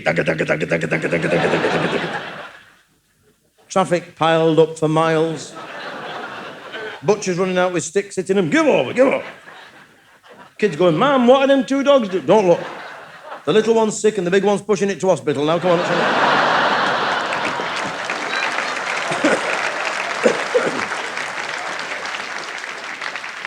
Cats. Cats, on the other hand, are really secretive, weird individuals. Cats only make love where you can't see them. You never see cats making love. You hear them. 4 o'clock on a hot summer's night. You're fast asleep, and outside from the dustbin lids you hear, go on. Meow. Oh, go on. Meow. Please. Oh, all right then. Oh.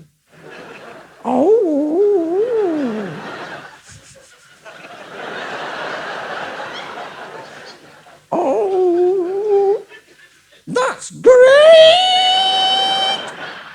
Get out there, go on, will you get out, go on! Spoil sport, come on, in the bin. Told them. Cats, geniuses. My mate, here's the thing. My mate has got a ginger Tom, right? He's got a cat as well. We'll talk about the cat.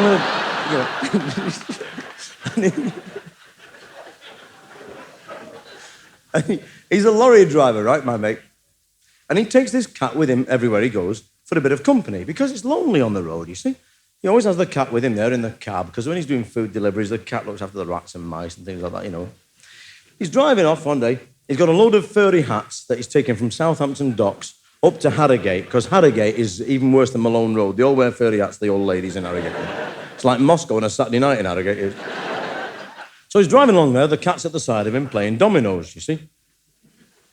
And he's cheating because he's counting the spots on his paws as well. Like, he's driving along with the cat at the side of him.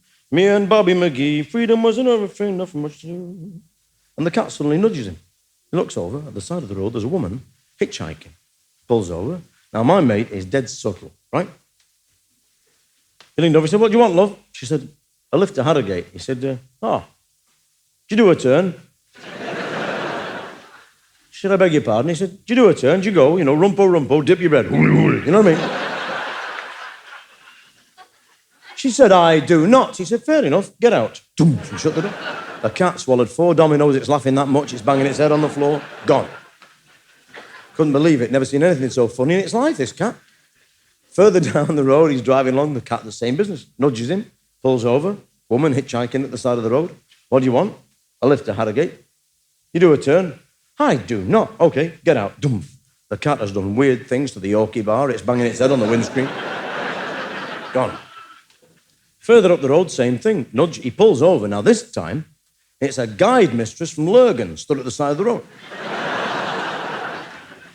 Typical guide mistress, beard, pipe, she stood there. And he pulls over. There'll be letters, don't worry, there'll be letters. He pulls over. He said, what do you want? She said, well, I'm going to the Jamboree. She said, I'd like a lift to Harrogate. He said, well, did you do a turn? She said, well, it is a Jamboree. She said, no, I'll move for the lift to Harrogate. He said, okay. He said, fair enough, get in. She's just going to get in when she saw The cat, she said, oh, she can't. She said, I'm sorry. She said, I've got asthma. She said, can't breathe, streaming nose, everything. Oh, he said, no problem. Got hold of the cat, little door, slung it in the back, shut the door. In she gets. Off they go down the road, merrily on their way. 15 miles up the road, up come the bogies in the marmalade butty with the blue bulb going on top. Na, na, na, na, na, na, na, na. Pull him over. He gets out. He said, I've done nothing. They said, we're not saying you've done anything, but you're losing your load. They look out, 15 miles. Every 100 yards, there's a fur act. They open the back doors of the lorry. The cat's there. He's going, do you do a turn? Get out. Do you do a turn? Get out. Do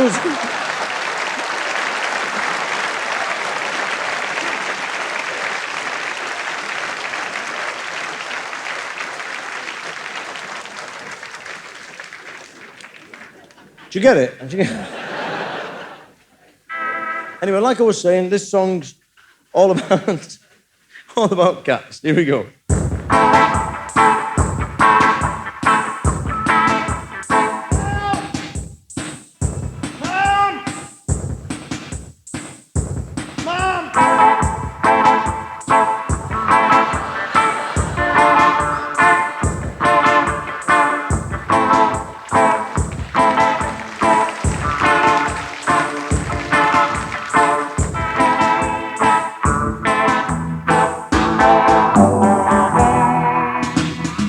I killed the goldfish, but I did not kill the gerbil as well. I killed the goldfish, but I did not kill the gerbil as well. The goldfish got no legs, but the gerbil could run like bloody hell.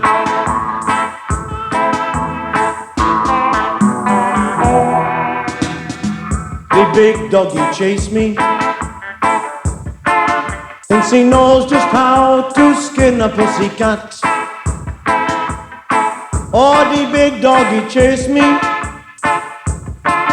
thinks he knows just how to skin a pussycat. I make him chase me across the M1, big Volvo truck, Rover splat.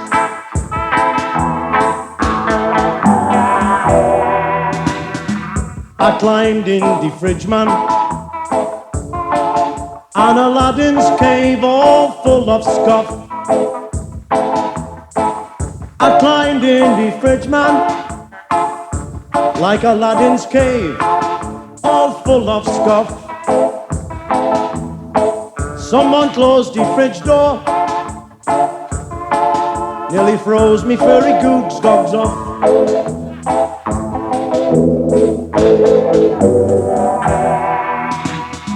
He don't change me cat litter, so I tell ya man, me tray's all smelly. He don't change me cat litter, so I tell ya man, me tray's all smelly. But I'm gonna get me own back, gonna do a big poo in his wellies.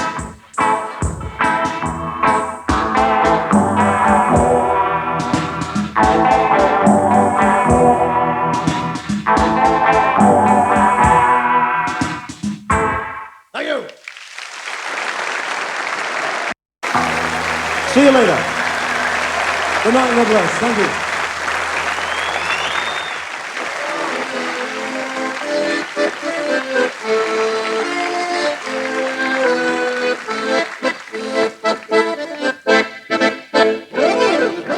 Mesdames et messieurs, le moment est arrivé pour jouer pour vous une chanson d'amour populaire français, oui?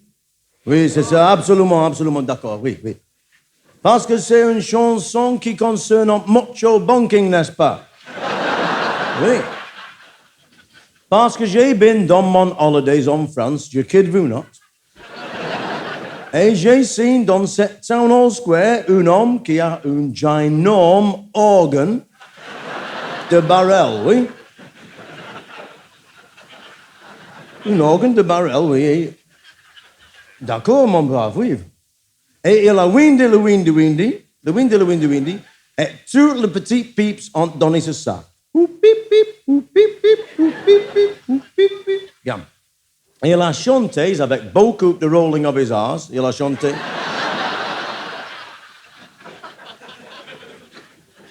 C'est une soirée de novembre, je reconnaître mon amour sur le toit de Paris, je comprendrai, d'accord. Et je thought, cracker duck. Je can do that, je thought. So, je kid vous not, j'ai written cette song. Oui, il y a beaucoup de words francaise dans cette song parce que c'est not all use writing Russian words in a French song. Il y a words comme... Il y a words comme ducks. Ducks is French for two. Ducks is two ducks. Giraffe, une giraffe is a bottle of wine. Une giraffe de van is a bottle you drink in a lorry. As against coq au vin, which is a chicken that's been run over by a lorry. And not as some people think Rudy's in a dormobile, so... Une giraffe de van is a bottle of wine. And if you've got to explain it, don't worry, we'll be here all night. You've got to start telling it. And une giraffe de van blanc is an empty bottle of wine, right? Bien. Pas de problème nécessaire, oui. Vachement formidable, mon brave. Now, there's one other word you do need to know in French for this song, that's mad.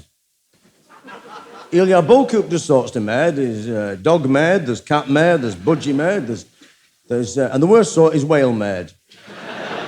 Whale mad, c'est le plus dangereux, whale mad. Slip in that, you've had it, finished, no chance. Whale mad. Bien. Cette chanson d'amour, c'est très romantique. Oui, c'est une chanson de banking, comme j'ai expliqué à vous. C'est très romantique. C'est called, cette chanson, Les Trotters de Paris. Les Trotters de Paris.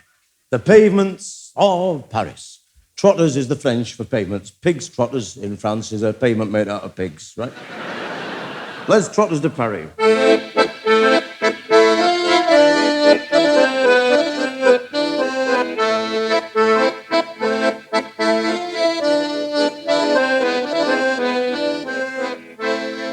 Sur les trotters de Paris, je sors outside an old chip shop door. Et je tell vous, elle was une right belter. So je dis to her, hey, up love, bonjour. Et bonjour back, elle replied then. Et gave me a wink avec her eye. Et though she didn't understand tout her patter, je thought, bugger me, we're on the right lines. Comme tout le monde went around then, et les trotters moved under me feet. Comme un earthquake ou comme un volcano, when je looked at cette mademoiselle so sweet.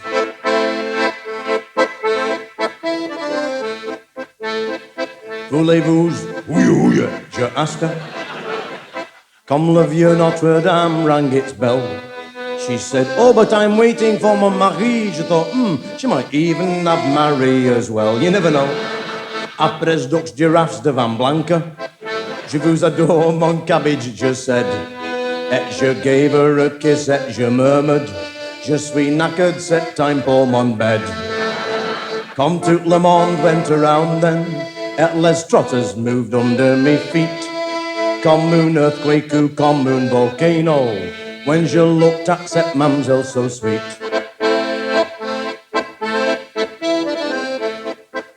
Elle donne-moi un kiss dans le moonlight, sur les trotters de old Paris.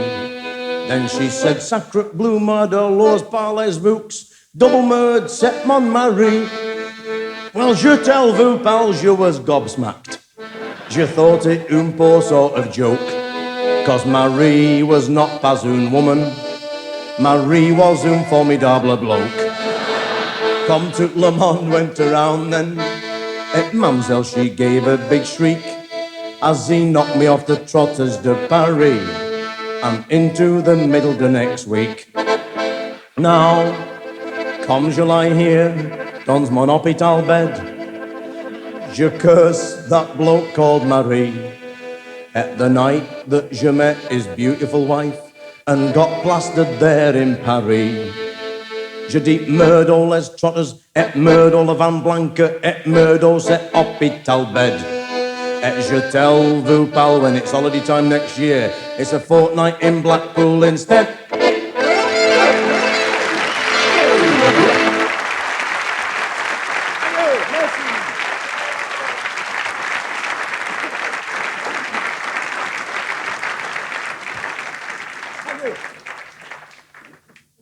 Time now for a 250-year-old folk song.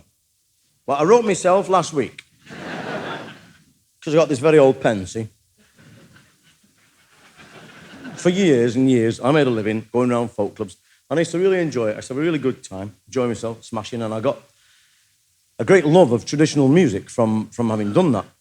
And I still have. I still like going, playing in sessions, wherever I can get in with the mandolin, the banjo, whatever else. Have a cracking time. But there were a lot of really good clubs, but there were a lot of really weird folk clubs. There were some very, very strange places that used to end up. And there was one place that I went down to in the south of England, in a village way out in the sticks, or it had been in the sticks, and then they built a new town round it, like, somewhere, I think it was called Lower Bendover or Upper Legover or something like that, or Much Haddam. I can't remember what it was anyway. So anyway, I turns up at this pub called the Programmer and Weasel, and I got there and there was a folk club going on, so I got in the upstairs room and I'm waiting round, and all the audience came in, the people who were folk club members all came in, and it flabbered my gas, I'll tell you, because they were all, 300 of them, all dressed in Aran sweaters. I thought it must be a knitters convention, or Friends of the Sheep or something like that, But they didn't have wellies on, so I thought it can't be that, there's not.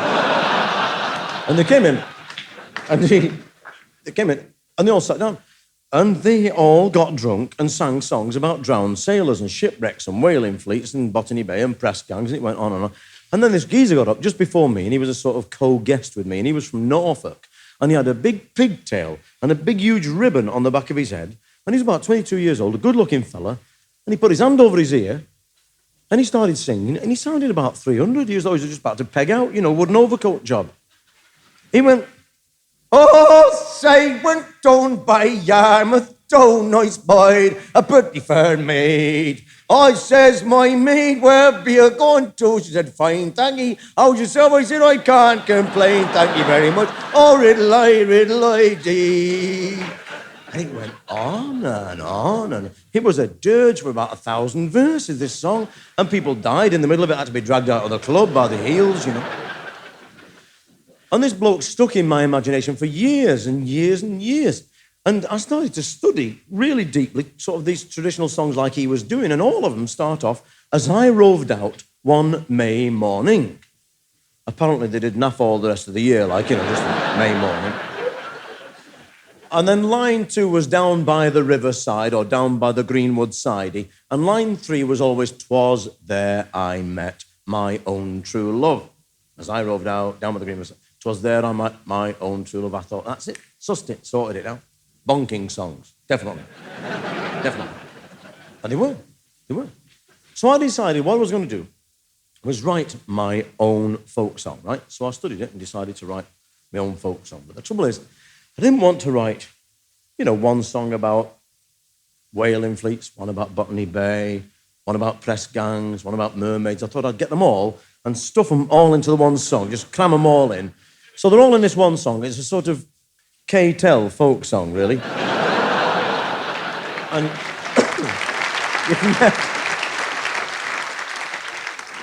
you can get fluff off your jacket with it. It's quite handy, this one.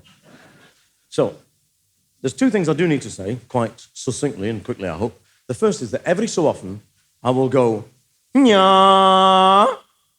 That's a traditional folk singer's way of telling you he's forgotten his words. Like, it goes, "Nya." And then every so often I'll come upon a long word. Now, when I hit a long word, I'll make it even longer by putting extra syllables in. This is so it scans within the meter, so it actually fits the rhythm pattern. So that England becomes Ingailand, Australia becomes Australia, mermaid becomes Murai maid, encyclopedia becomes book,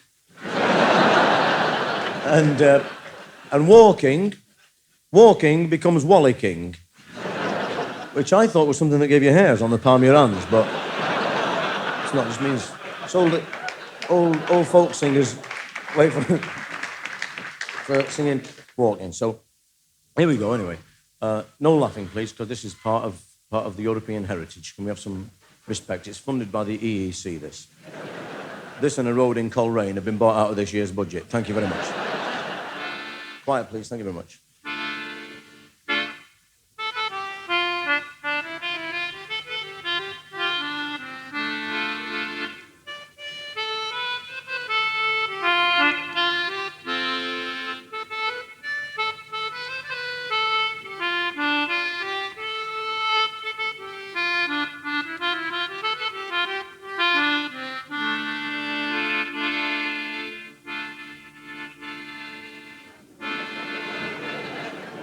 Yeah.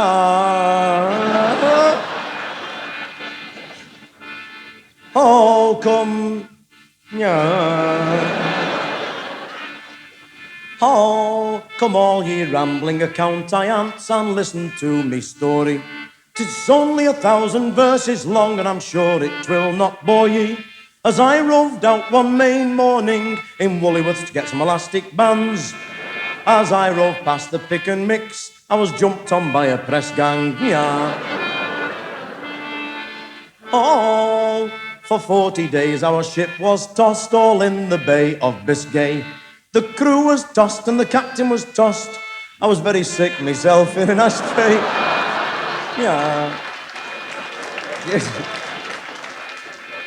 And we landed on Crimea's shore, and in no time at all, I lost an arm and leg and my Sony personal stereo with the help of a big cannonball, yeah. And I was sent back to Old Ing Island and was constrained to beg, 'cause there's not much call for a Bow Street runner what's only got one leg. Me and 4 more out poaching went into Lord Scrotum's park, yeah. And caught we was by gamekeepers, we should have gone in the dark, yeah. Oh, transported we was to Botany Bay on far Australia shore, but I disguised myself as a kananganangangaroo and jumped ship at Krakatoa. I was lying down and having a kip there upon the sands when a big volcano went biff bang crack. It went off in me hand, yeah. Oh, yeah, yeah, oh. It blew me up into the air and far across the briny. I got up so high I could see the sun. It was big and shiny. Then me progress, it reversed itself because the air was terrible steep, and I fell back down as fast as I'd wented and landed in the deep, yeah. I was just about to die from breathing water when, to my surprise, I was escorted to the surf, yes, by a pretty mer maid. I was picked up by a whaling fleet and in search of whales did go. I told them it was next to Ing Island, but they did not want to know. Oh, yeah. Yeah, they said them whales was very enormous fish. I thought that was very courageous. The captain said he'd once caught Moby Dick. I said I hoped it wasn't contagious. Yeah.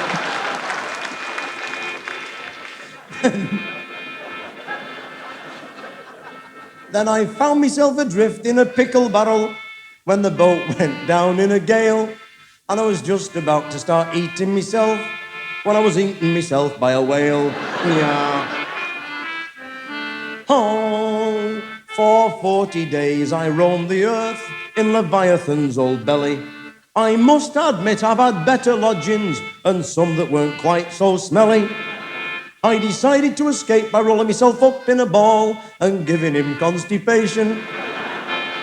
There was a bang and a crack and I shot out of the back in the middle of Blackpool illuminations. Yeah.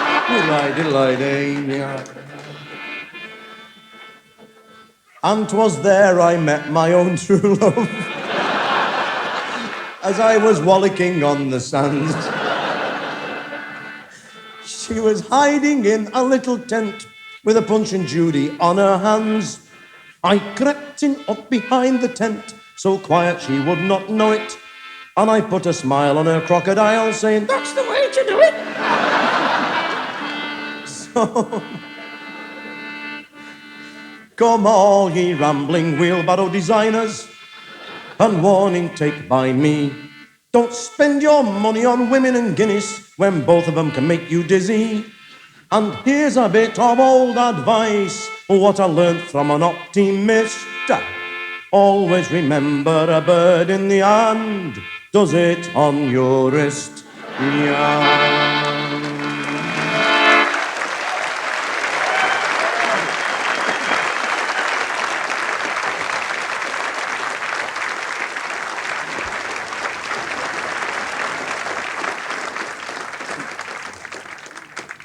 Thank you. I'm going to sing a song now. And it's a song that takes a little bit of explaining because it's a song that tells the story of the last flight of a Lancaster bomber from Lincolnshire, or Bomber County, as it's called, in 1944. And the song took me a long time to write because it was one of those things I was quite embarrassed about, really, because the song is a very personal one, and I've never really written anything that's been as personal as this before. It tells the story of the last flight of my own father, who died in the last flight of this plane. He was a navigator in this bomber, and they were flying over to bomb Germany. And I wrote the song basically because of that, and also because one of my best friends is a fellow called Jürgen Bock, who works for the BBC in Germany, and he was a child in an air raid shelter in Cologne on the night that my father was bombing his city, which seemed to me a superb piece of irony, and to point out the stupidity of all wars. So for a long time I wanted to write the song, and I couldn't find the link that I needed, which was some sort of, I got the chemistry, but it just didn't work right. And then one night I heard on the radio a pilot talking about his experiences in the Second War, and he talked about what he called a bomber's moon. That was when the moon was full and clear, and you could see the landscape spread out below you, and it was a great help to the bombers. And that was the link that I needed. So I wrote this song, and somebody asked how long it took to write, and I said it took me 3 weeks and a lifetime. And the song is dedicated to all the crews and the airmen of World War II, and it's called simply A Bomber's Moon.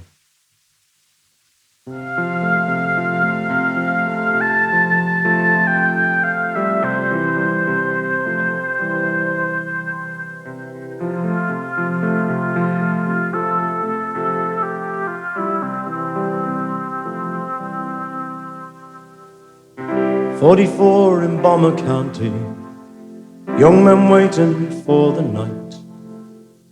In the hedgerows birds are singing, singing in the falling light. And the captain says, tonight there'll be a bomber's moon. We'll be there and back underneath the bomber's moon. 1,000 bombers over the northern sea, heading out for Germany. Chalky White stands at the dartboard, Curly Thompson writes to his wife, Nobby Clark and Jumbo Johnson are playing cards and smoking pipes.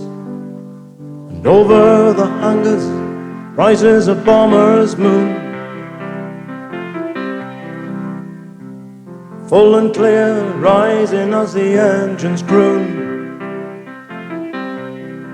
And the planes, they taxi out onto runway 5 and sail off out into the silvery night. Sandy Campbell checks his oil gauge, the Belgian coast is coming soon. Curly Thompson lifts his sextant, and he lines upon the bomber's moon. And the waves are shining there below the bomber's moon. The Lancaster's flying high below the bomber's moon. Coming in along the Belgian coast, 1,000 silver-shrouded ghosts. Flares are burning in the city. The pathfinders have lit their way. 10,000 tons of hell goes raining till the city burns as bright as day. And there's people dying there below the bomber's moon. The city's a raging hell below the bomber's moon. The planes head out towards the northern sea. Young men coming home from victory. Flag flies up around the city. Jumbo Johnson banks the plane. Goes in low and drops his payload, and he turns to join the pack again.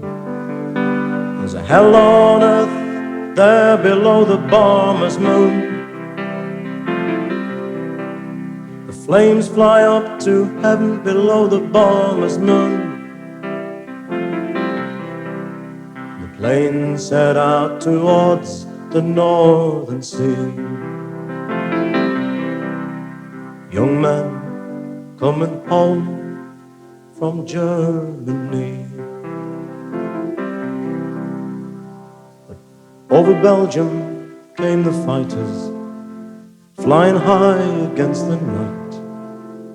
Curly Thompson saw them coming, closing in before he died. And the young men shot them down below the bomber's moon. Shot them down in flames below the bomber's moon. Young men sending young men to their graves. Sent them down into the North Sea waves. Now it's 84 in Bomber County. Mrs. White does the picture and she cries. Chalky White in uniform, looking as he did the day he died. And for God's sake, no more bombers' moons. No more young men going out to die too soon. Old men sending young men out to die. Young men dying for a politician's lies. For God's sake, no more bombers' moons. No more young men going out to die too soon. Old men sending young men out to kill. We don't stop them, then they never will. No more bombers' moons. No more bombers' moons. No more bombers' moons. No more bombers' moons.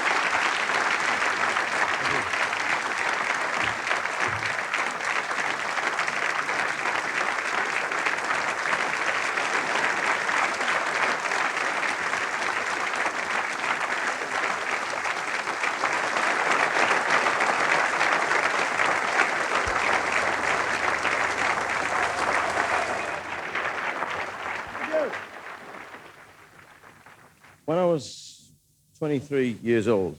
I was married with 2 kids, and through no fault of my own, I found myself out of work, and I was out of work on the dole for about 3.5 months, and it was an experience. That was in a day when there was plenty of work to be had. It was just difficult to find a job. And I was out for 3.5 months, and I think once you've been on the dole, you never ever forget it.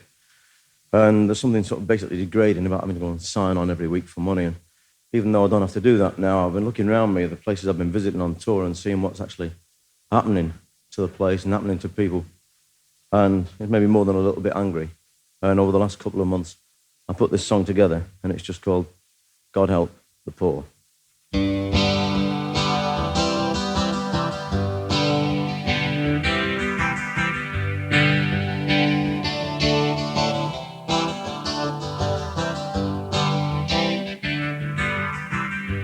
Going down the road with a hole in your shoe, ain't even got the money to booze away the blues. Same old story, nothing's new. God help the poor. Hole in your sock, a hole in your shirt. You gotta wear a scarf to hide the dirt. What you gonna wear to hide the hurt? Oh, God help the poor. God help the poor. For years and years they kept telling you, we need you. Now the only place for you is down in the dole office queue. Well, you talk about the 30s, nothing's changed. Same old people getting screwed again. People at the top say they're not to blame. Oh, God help the poor. God help the poor. 15 years at the job that you did, the bossy come along, pulled away the skids. Christmas is coming, what about the kids? Oh, God help the poor. God help the poor. For years and years they kept telling you, we need you. Now the only place for you is down in the dole office queue. Well, you never was one to shirk a fight. Knew what was wrong, knew what was right.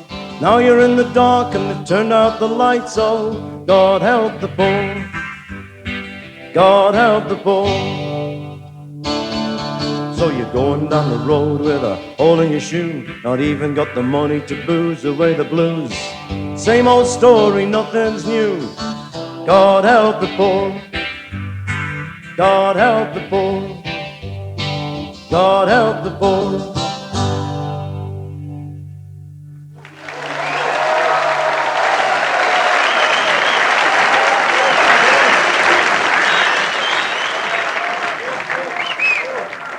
First of all, I want to talk about something which actually battered me between the eyes yesterday.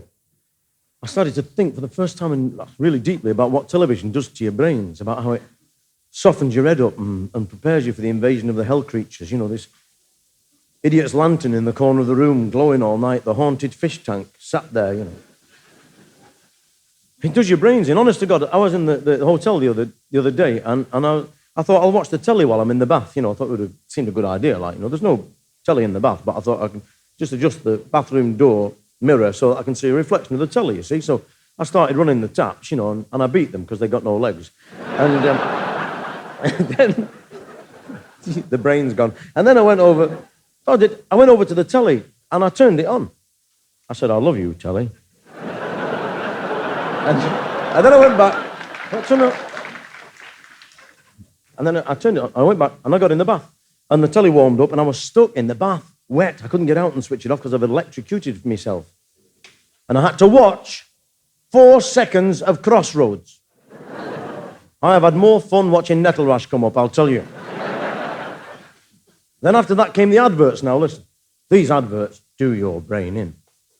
I cannot believe these adverts. What do these Wilburs in London, these Warts, these Wazzocks down there, what do they think we are like that we're going to believe? All that garbage, that gubbins, that rubbish that they keep putting out in these adverts, they must think we're radio rental. They must think we're potty.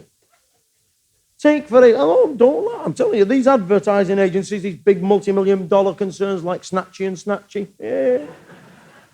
Oh, don't laugh. They sold us a prime minister, pal, I'll tell you. Oh. Oh. People from the Malone Road are not clapping. Fair enough.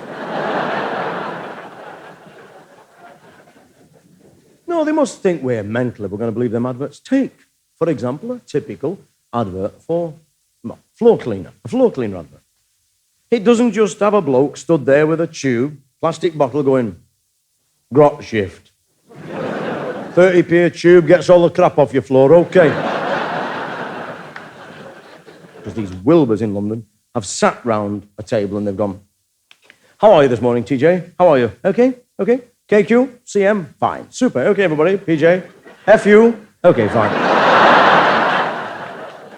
Fine, super, everybody. Okay. What account are we working on this morning? What's the account? Northern Brewer, is it? Okay, everybody.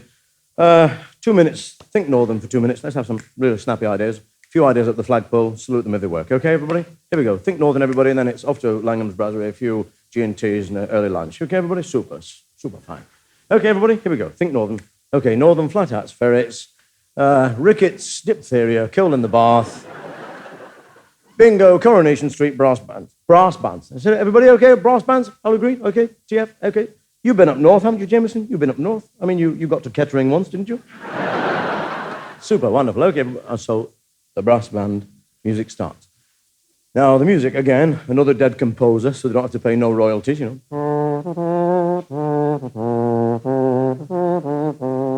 Down the hill they come. And these four fellas turn right into the pub. Now, the pub is the biggest con ever, because the pub is a real old northern boozer.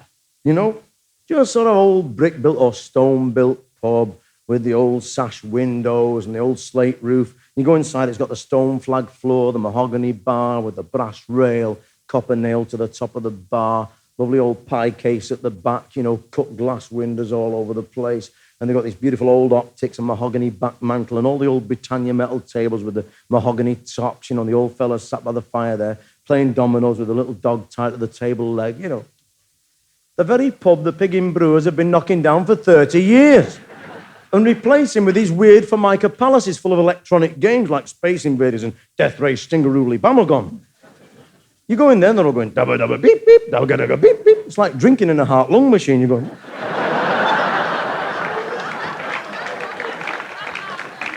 But into this imaginary pub which they've all knocked down come these butch macho types in the lumberjack shirts. All male models and actors. They come up to the bar, they go, by heck, what have us to have for drink than us? 36 pints of tiddly better, please, Maureen. And Maureen gets the glass, shoves it under the pump, gets hold of the ceramic handle and goes, and then the sound effects start. Camera zooms in tight on the jug.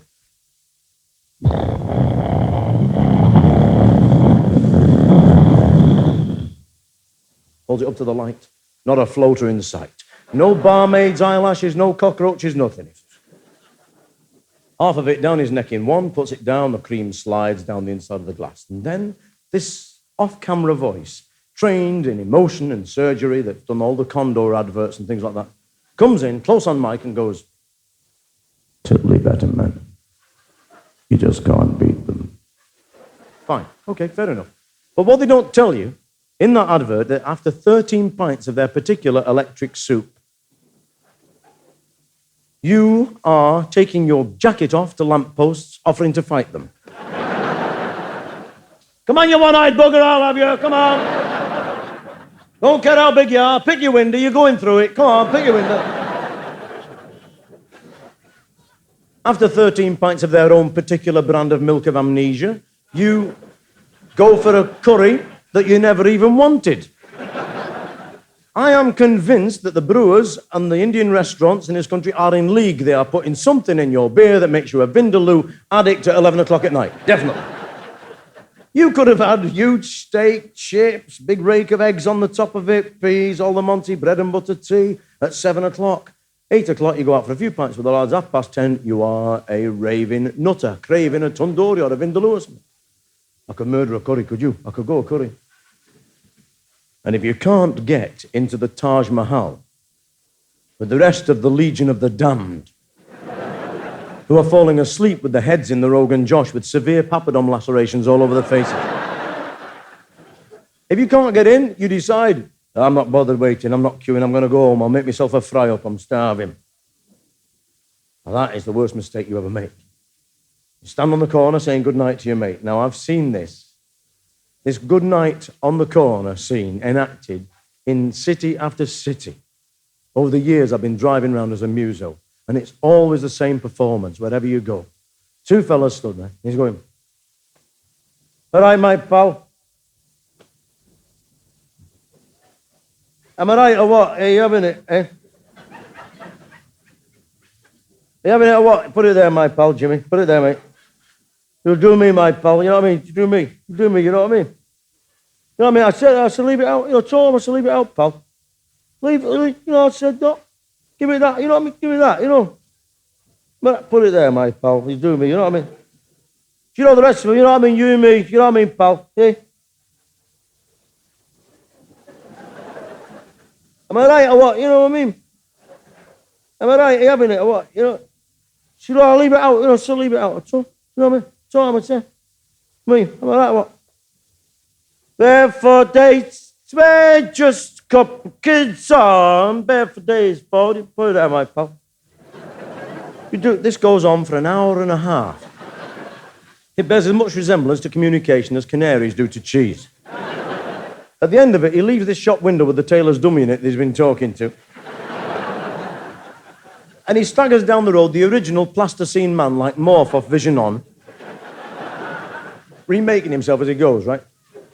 Wobbles down their yard, straight into the house, and goes down the lobby, ricocheting like a pinball machine. Doink, doink, doink, doink, ding, tilt, doink, doink. Gets in, switches the light on, the cat's in its basket, he goes, wait a while, man, what's the matter with the light, pal? Oh, God, he's drunk, boy. And he says, where did that shoe brush go then?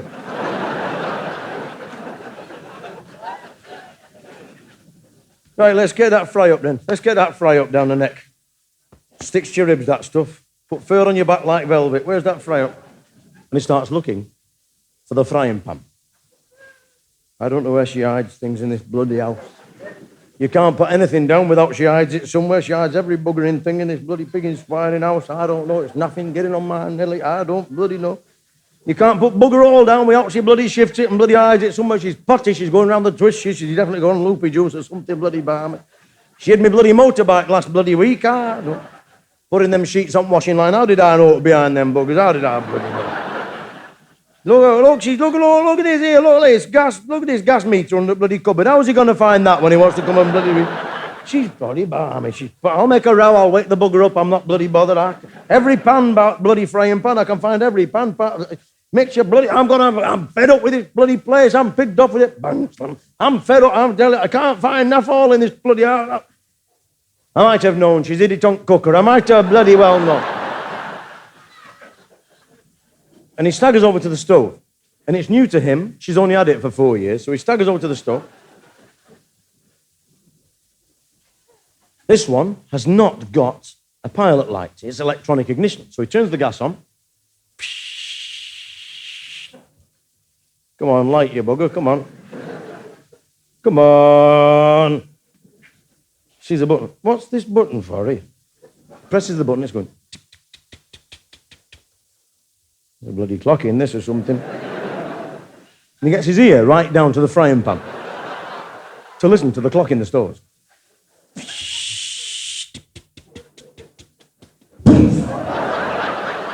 Eyebrows, eyelashes gone, hair gone off the front. Bloody chuffing, pigging, swining, nothing thing. I don't bloody thing. Look at the blood. It's that bloody North Sea gas. It's too bloody wet to light. That's the trouble with it. Swining thing.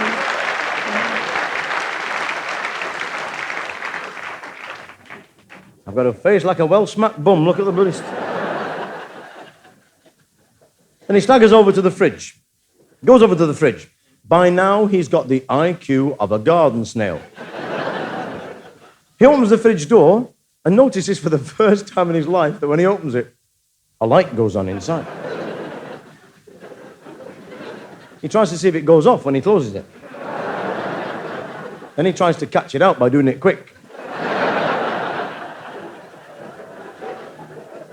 No wonder the bloody electric bills are so high in this house. I don't bloody know. What do they need a bloody light on in there for? I'm buggered if I know. What do sausages need to see? I'm damned if I'm taking the eyes out of them kippers. I'm not paying good money for them to be looking around my fridge. And in the end, in disgust, he throws the door open. He says, bugger it, he says. I'll have a look at morning when it's light. I can't bloody tell me. And out of the fridge, he takes a flavour-sealed pack of Walls' smoky bacon, unopened, sealed, vacuum-sealed, so it all clips around the contours of the bacon in that really thick polythene, you know, that really thick. And let's face it, when you're sober, that's hard enough to open, isn't it? In his state of mind, Captain Nonsense, no time at all. He's on the floor, he's biting it, nutting it, kicking it up and down the place. He's got his Black & Decker out, drilling holes round it. He hits it with the axe he uses for breaking the kindling up, nearly loses 4 fingers, smack, that's it in the end. He throws it in the pan in the packet. Bugger it, I'll cook it in packets. And he staggers to the fridge, looking for an egg. There are eggs there, but his poor wife has not got them out of the box. She's so harassed, she just shoved them in the bottom. They're not inside the little egg rack inside the door, so he throws the door open and he goes, no pigging eggs. No, nothing pigging, chuffing eggs. I'm stopping her bloody money, I am. £4.75 a week I give her. Housekeeping, I'm damned if I know she's bingoing it or spending it on a fancy man or something, I don't. And there's one egg. Somebody's cracked an egg, thrown the shell away and dumped the egg in a tumbler at the back of the fridge. He sees it there, he says, I'll have that bugger, I'm not bothered. Gets it and he throws it in the pan. He spends 4 hours trying to fry half an apricot. Bloody pigging, swining, bloody pigging. The cat is sick in the grate, laughing. That shoe brush is making a funny noise over there.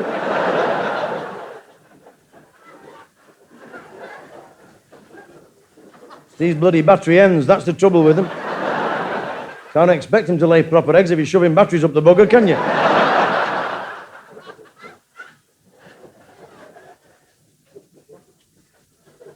But they don't tell you that in the beer adverts, do they? They don't tell you that you're going to turn into Captain Senseless after all that loopy juice. The other way they get at blokes is not just beer, they're actually selling us now aftershave. At one time, nobody would wear aftershave because basically aftershave is nothing other than perfume for men.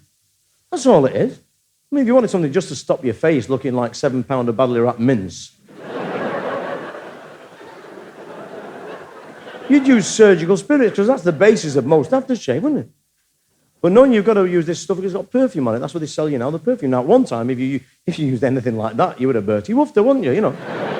I remember the first time I got some Old Spice, one of my girlfriends bought me Old Spice, and I put that on. I was about 15, and I'm walking past my granddad, he's doing his racing page there, and he's got this thick pipe with loads of thick twists in it, smoking it, black clouds all around his head, and I'm walking past, he went, come here, you. By heck, he said, you smell like a pox doctor's clerk.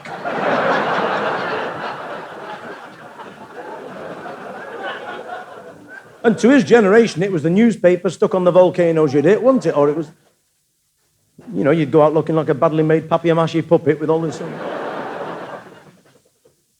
Or else it was the alum stick, you know. But now, if you don't use aftershave, you're a Bertie Woofter. It's only butch, macho, charismatic types with loads of kudos who use aftershave. You see these adverts showing these blokes who can surf and they can fight and they get women coming up and going, all because they use this aftershave. You see these huge fellas with big bare chests stood there and got chins like wardrobes and they're slapping it all over their heads. But what they don't tell you in these aftershave adverts is that you should never, ever put aftershave on when you are stood stark naked in the bathroom. One splash of that on the town halls, you are leaping about and going, well, join him all, hallelujah.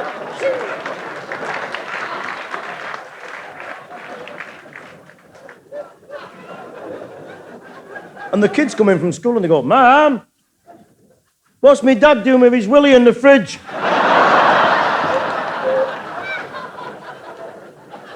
It's all right, Jonathan, he's looking for donuts. Oh. Well, he's made a right mess of the chocolate mousse, I'm not having...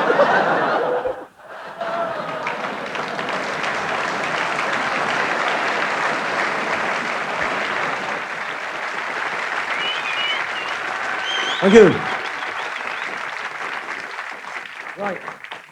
This is the last one tonight, I'm afraid, because we've got another booking after this.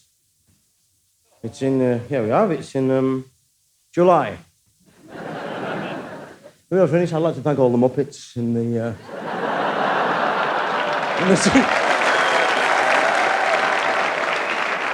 And I'm going to finish with a song which I will dedicate to all of you tonight. I've had 3 cracking nights, I've got 2 more to go in Belfast. I've had the time of my life. I mean it, we've had nothing but a really good time, both here, the Crown across the road, here and the Crown, and then we've had a good time here and the Crown. In fact, if you actually look, the tarmac is down about 2 inches between here and the Crown. Me and the roadies going, we've got wheelchairs now, we just come backwards and forwards, like, sort of lying across the road like that.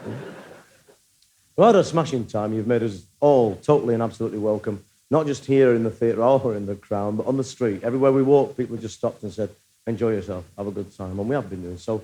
This song, from me and the lads, the roadies and the BBC crew, have been doing a bit of filming tonight, so if you are sat with somebody you shouldn't be sat with. So this last song is for all of you, just a way of saying thank you from all of us. And it's called Rolling Home. It's got a chorus that goes, rolling home, when the night's over, it's time to be gone. Rolling home, it's time, we were rolling home. If you can sing it, smile. Lovely.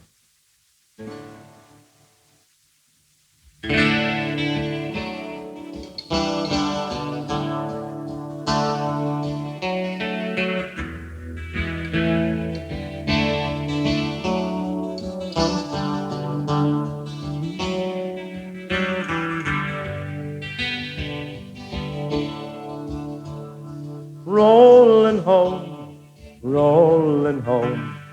Now the night's over, it's time to be gone. Rolling home. Time we were rolling home. Have a go. Rolling home. Let's say, now the night's over, it's time to be gone. Rolling home. Time we were rolling home. We've been on the long road, and the story is now told.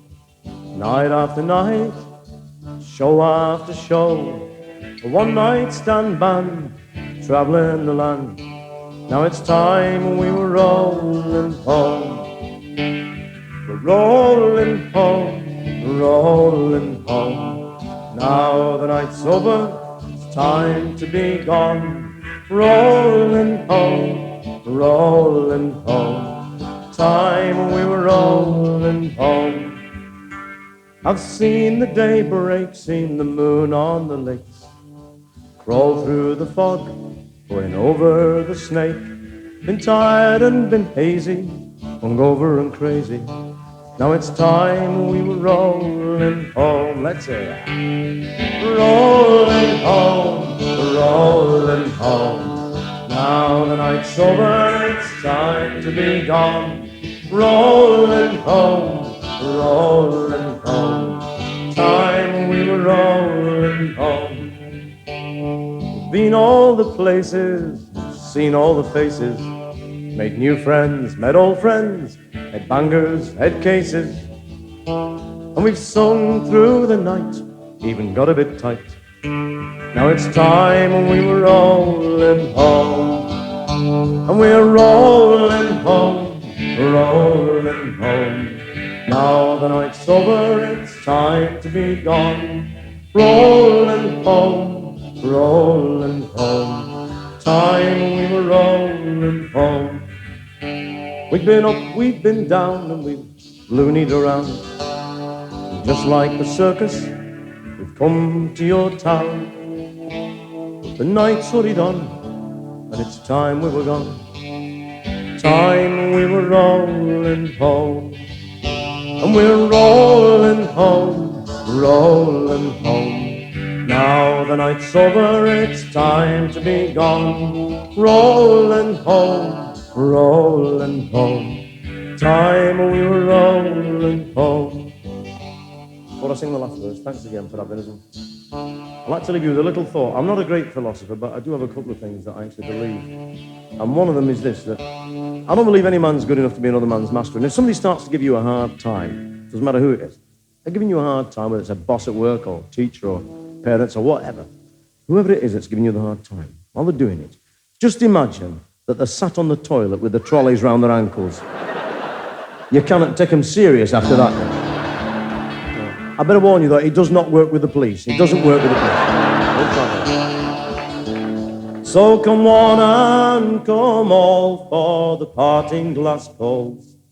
May your pleasures be many and your sorrows be small. And I'll raise up me beer, wish you good night, good health, good luck, and good cheer. 'Cause it's time we were rolling home. And we're rolling home, rolling home. Now the night's over, it's time to be gone. Rolling home, rolling home. Time we were rolling home. One more time. Rolling home, rolling home. Now the night's over, it's time to be gone. Rolling home, rolling home. Time we were rolling home.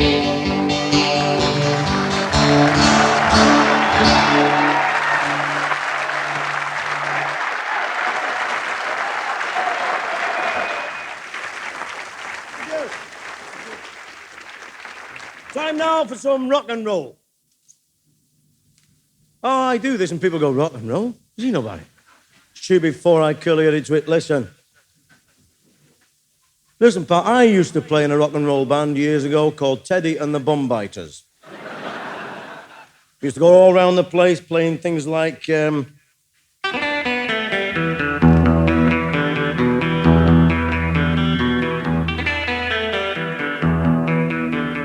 When you move in right up close to me, brings big warts out all over me. Oh, those were the days, travelling around in a clapped-out automobile all over the country, playing rock and roll, all American stuff we used to do. I used to love American music because I wanted to be American, me. I did. I wanted to be American. I wanted to drive a hot rod to the drive-in movie with a chick and sit there eating donuts and hamburgers and Coke, you know, because they hadn't arrived over here then, you know. And I wanted, all things American fascinated me. I wanted to go to a soda fountain after school, you know. I would go down the Hop and all the rest of the business. I wanted to be like James Dean, you know, Marlon Brando and things, you know. You touch that woman again, I'm going to break your arm.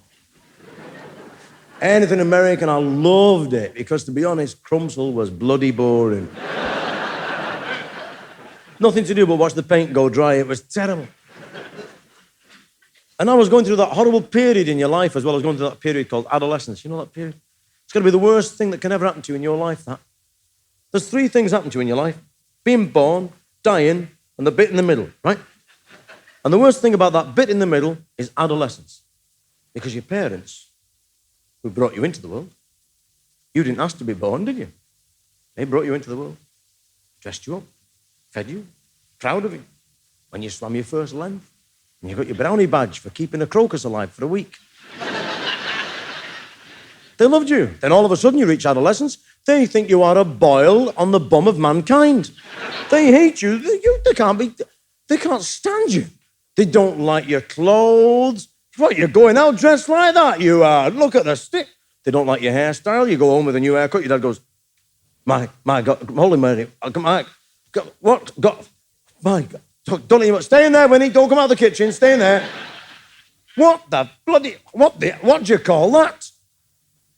It's a Mohican. You look like a bloody circular saw. My God almighty. If your grandmother sees that, she'll drop dead now, for God's sake.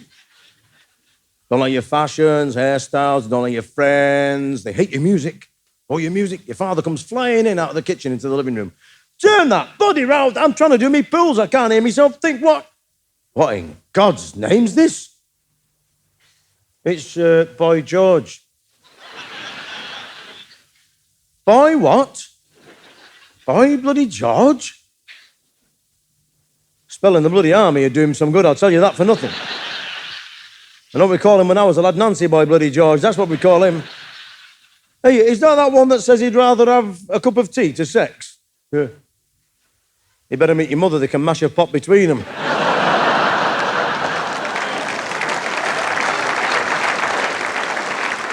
Then when you do go out, they want you back in at the time they say. You come in late one night, your dad's there, he's going, so, you remembered you got a house to go to, did you? Do you remember? You remember me? I'm your father. You remember me? I'm a father. You've got a mother too. Do you remember her? She's like me, only she's got longer hair. Not as long as yours, my lad, I might add, but... Remember? Your mother has been worried sick all night. Your mother has been fast asleep all night. But your father has been down the pub, he's lost half his money on brag, he's got slopped out of his brain, he's come home, there's no cat, there's nobody to kick, it's your turn. So where have you been till now then, if you don't mind me asking? I am only your father after all, if you don't mind me asking, you know. Just been round my mates having a laugh. You been what? I've just been round my mates having a laugh. Oh, I'm sorry I asked. Of course, I see it all now. You've been around your mates having a laugh. Yes, I see it all now. You go around there every Friday night and you all sit in a circle going, ha, ha, ha, ha, ha, ha. Oh, ho, ho, ho, ho, ho, ho. Oh, don't be stupid, Dad. You know what I'm talking about. We just went round there, we just had a laugh. Oh, sorry, you just had a laugh. Okay, go on then, make me laugh. Oh, you know what I mean. Go on, make me laugh. I can't make me laugh. Go on, make me laugh. Go on. I told you, I just went round there and had a laugh, that's all. If I get across this table, you'll be laughing on the other side of your head, my lad. I'm telling you, I'll come over there. I'll give you what, between the eyes, right on the snot box. Now, that must go on all over the world. This young bull, old bull, adolescent, dad, it must happen everywhere. I bet it happens in France, Germany, Switzerland, Australia, Hungary. I bet it even happens. Yeah, here's the thing. I bet it even happens in Japan. I bet it happens in Japan exactly the same. Well, you've seen the water margin. You can imagine it, can't you? Japanese dad pacing the floor there with his watch. Number one son comes home. He's late. He's been at the campaign for real sake annual dinner. Doesn't know whether he's on this earth or full as he's wobbling up the garden path, kicking over the plastic samurai warriors. He's got bean shoots all down the front of his kimono. He's been ill on the double-decker rickshaw on the way home. And he gets to the door of their house and he knocks on it and it's paper and his fist goes right through. And he goes in, his dad goes, so. And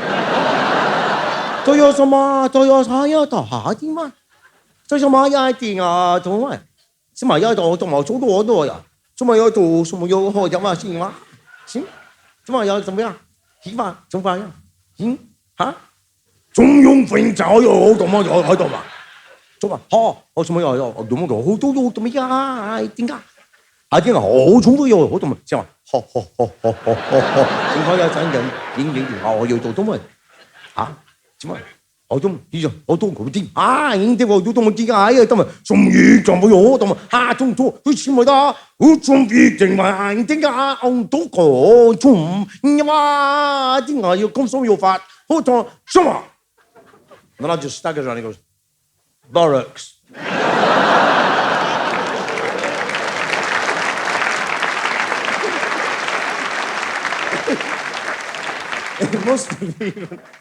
It must have loved doing that. I love doing that bit. It must have even happened in Roman times. But in Roman times, you got a Roman dad there. He's reading the wax tablets, page 3 of the Solus. He's reading it. Turns over, he's looking at the back to see the results, and he's gone down again on his pools. Lions 5, Christians 0, he had him down for a draw. And the lad walks down, he's trying to sneak out without his dad seeing him. He's got all his new wave gear on, all his punk gear on, trying to get out to the Colosseum where there's this new band called Quo Vadis on. He's trying to... And the dad sees him, he says, "Hey, our testicles, come here. Come here. You are not going out dressed like that, my lad. That toga is far too short. Bend over in that, you'll see all your forearm. Now, don't be so stupid. Look like a bloody pawnbroker sign. Now go upstairs and get changed. Go on. So they don't like nothing about your fashion, your music, your hours, the clothes, the way you wear them, your hairstyle, nothing. And as if that was not bad enough, at that moment in your life, in adolescence, your body enters a state called puberty. And it starts changing. You wake up one morning, you find out you've got hairs in places that you never had them in before. You're going, oh, I better get up quick and do me paper round, otherwise Mr. Emsall will be shouting at me. I better get down to the shop quick and get me paper sorted out of it. Oh, God. Oh, God, I've got moss in my armpit. Oh, God. Oh, both of them. Oh, no. I'm deformed. Oh, it's hair. He must be the roots growing through off my head. Oh, God. Oh, God. Oh, God, what am I going to do? Oh, God. Oh, God.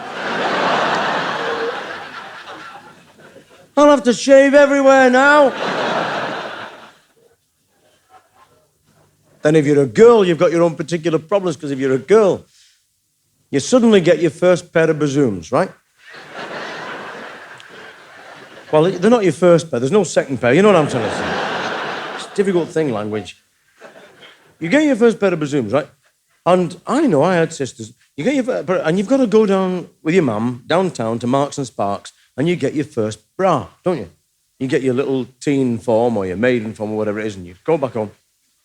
And you, in the privacy of your own little bedroom, with your Duran Duran posters or your Bay City Roller posters or your Genesis posters or your Frank Highfield, or depending upon how old you are, your Joseph Locke posters. There in the privacy of your own little bedroom, you learn how to put that brassiere on. Because it's not something that comes innate. You don't instinctively know how to put it on. It's not like us fellas taking them off. That's an instinct. That's raw, pure instinct. That's the mating. You just pull, flick, twist off. I mean, you know how to do that when you're born, you know. But no, girls, they've got to learn how to put theirs on. Now, I have researched this. There are two distinct schools of thought in the Western Hemisphere when it comes to the putting on of the brassiers. And I want to look round this room tonight. I want to look round this opera house here in Belfast, and I want to see which school you belong to. Not you, sir. There's a bloke with me. No, the ladies, I'm going to actually look round. Because there's your straightforward, no-nonsense, down-to-earth front loaders, right? Yeah? Over the shoulder, fasten around the back, sort it out. Right?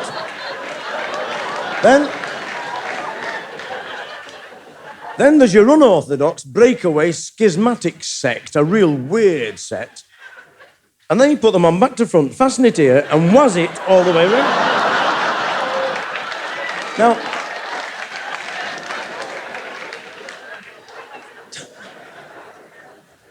there's about 60 downstairs. Now listen, talking honestly, that does seem, and as a rank outsider I may add, that does seem an arse-about way of doing things to me. I mean, I don't put my underpants on back to front and waz them all the way around. Because you'd end up with Z front underpants. You can only whittle lying down into a sponge.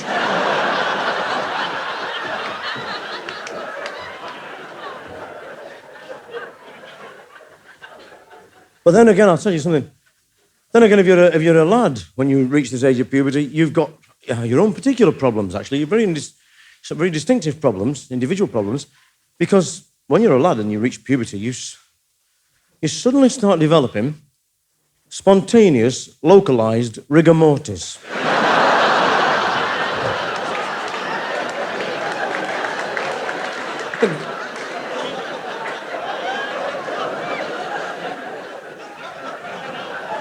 And the first time it happens is usually on the bus coming home from school. You're sat there, you're going, hey up. And then, hey up. Stand back, everybody! Don't know how big this thing's gonna get, it's never happened before. And you're going off the bus with your satchel like that going.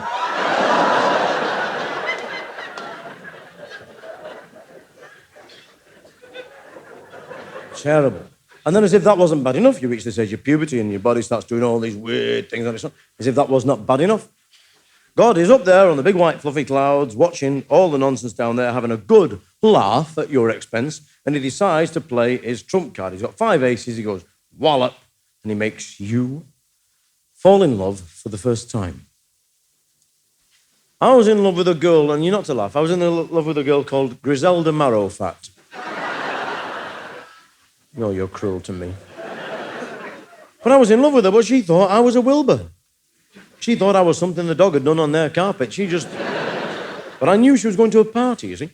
So I ensconced myself into this party. I got myself invited, because I could play the guitar a bit. They were going to have me round as a sort of bit of like entertainment at this teenage party. Everybody's mum and dad had gone away for the weekend and left the kids minding the house, you know. So there we are in. All-night party, bottle of Strongbow cider, 5 Park Drive, king for the night, no problems.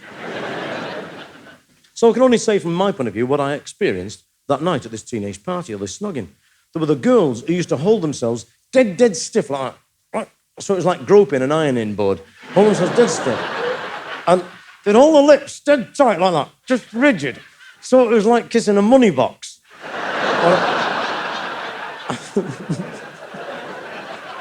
Or a cut in a pig's bum, you know. And then there were the girls who used to suck dead hard. So you get dragged in from miles away going... And you'd have to peel them off like a sink plunger. And then there were the girls who dribbled a lot. They were dead wet kisses, so you'd be kissing them, it'd be running down your chin and your shirt. And you'd be going home with chapped legs going... Oh.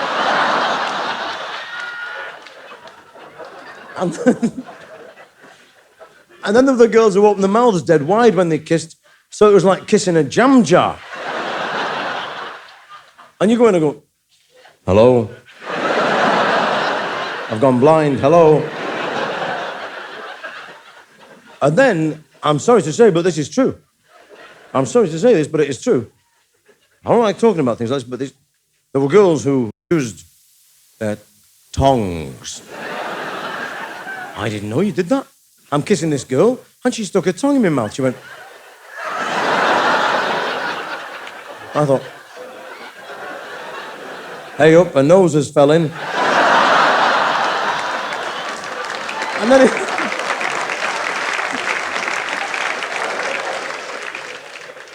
And then it started wiggling about. It's going... I thought, you can't do that with your nose, can you? Then I realised it was her tongue. And I thought, what's she doing with her tongue in my mouth? It should be in her mouth. So I thought, she must have lost her chewing gum.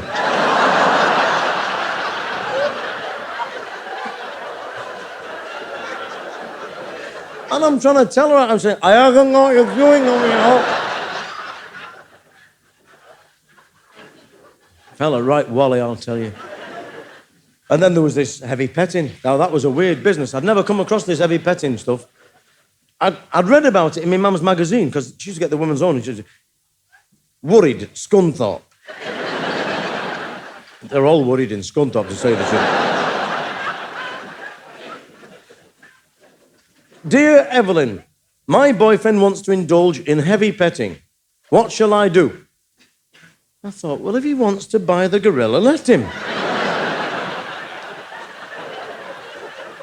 He'll soon get fed up of it when it's ripped his head off a couple of times. I didn't know what heavy petting was. Then I found out when I got to this party, heavy petting. What? Weird it was. I'd never come across it before. It was nothing to do with gorillas or anything like that, heavy petting. It was all... It was all that stuff, you know. And I didn't know what was going on. I'm sat in this room, and I've gone through all the songs, and all of a sudden, in the dark, around me, I can hear people making noises. They're going, oh, oh, oh,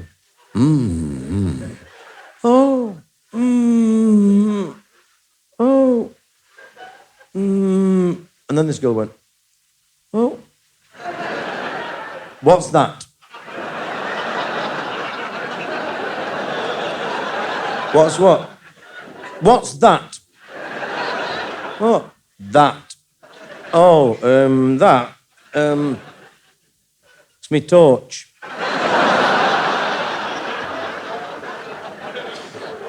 Well, you can go and get a cup of cold water and see if your batteries go flat right away, go on. And then I ended up upstairs with this other girl, and this was really weird. I'm kissing this girl, and she said, "Stop it!" I said, "What's the matter?" She said, "It's not you. It's me."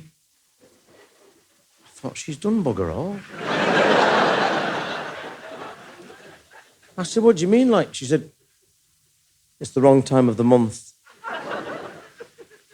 I said, "Monday?"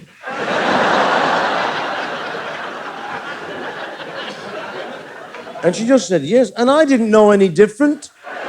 I believed her. What did I know about that? Nothing. And for 2 years after that, I never kissed a girl on a Monday. Never. I thought there's no point. They don't like it. I took this girl home. Honest to God. I took this girl home, a really good-looking girl. She said, "Aren't you going to kiss me goodnight?" I said, "No. Wrong time of the month." She went.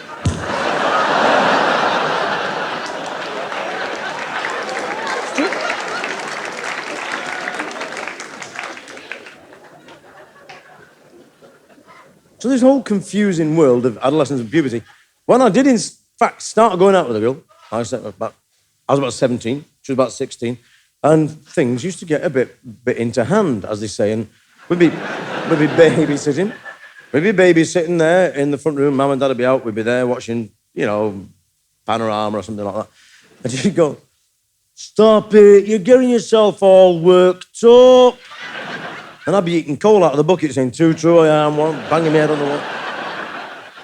And it was awful, because let's be totally brutal and frank, absolutely honest, no messing about. There's no point in beating around the bush. Let's be total and brutal. There was no pill in those days. No pill.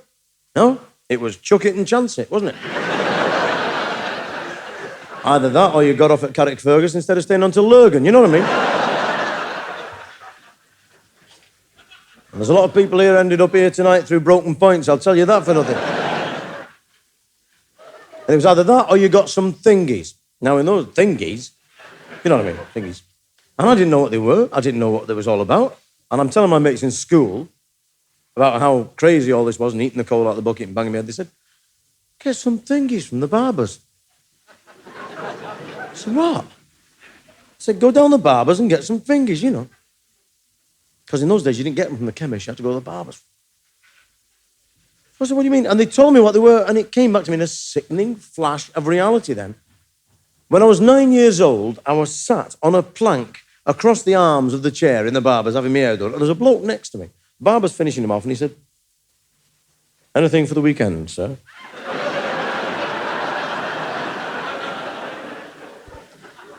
And this fellow said, "Yes, yeah, oh yes, yeah." And he got this little packet of things, stuffed him down his pocket. I thought, how's he going to live on them for a weekend? And I was not as hard-faced in those days as I am now. I was dead nervous, shy. It took me 11 barbers before I could pluck up courage to go in. Honest to God, I went in the last one, it's 5:30. He's sweeping the air under the sink. Oh, he said, "What do you want, son?" I said, "Just a trim, please." He said, "Son," he said, "the only hairs I can cut are those up your nose." He said, "What do you really want?" I said, "I want some of them again." He said, "What?" I said, "I want some of them again." He said, "What?" I said, "Have you got anything for the weekend?" He lent me his fishing rod.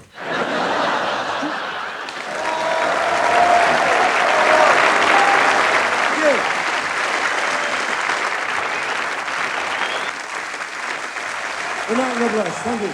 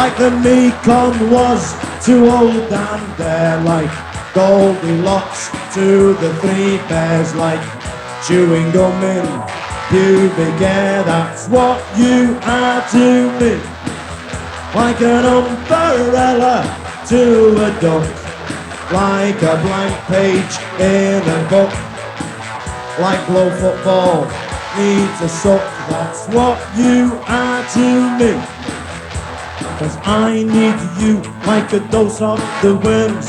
Thinking about you makes me squirm. Being near you makes me so low. You're the old in me polo.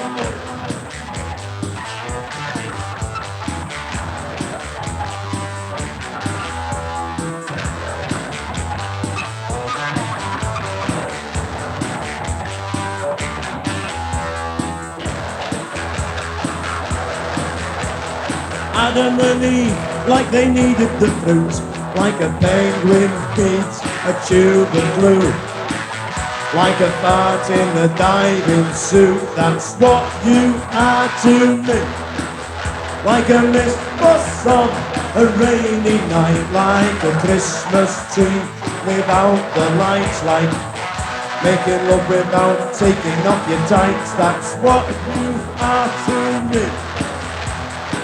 I need you like a dose of the worms. Thinking about you makes me squirm. Being near you makes me so low. You're the old in me polo.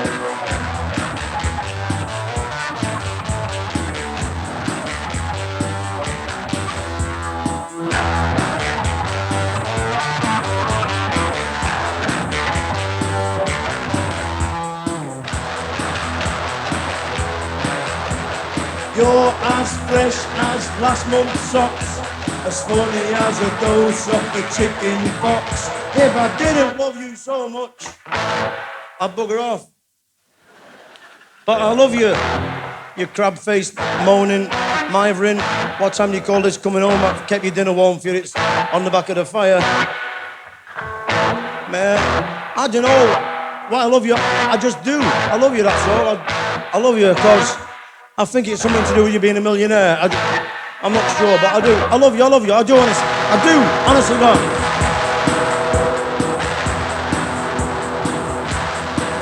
Was like Loopy Lou was to Andy Pandy, Corky the cat was to the dandy, like Mahatma was to Gandhi. That's what you are to me.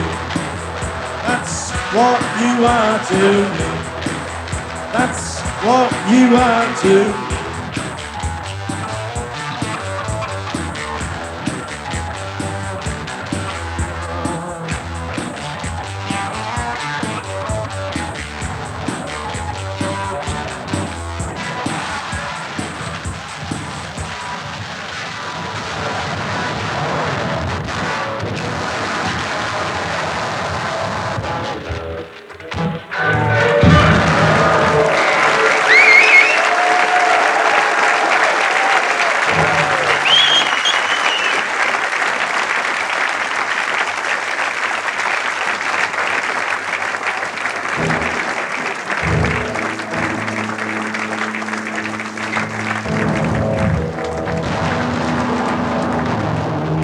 Thank you.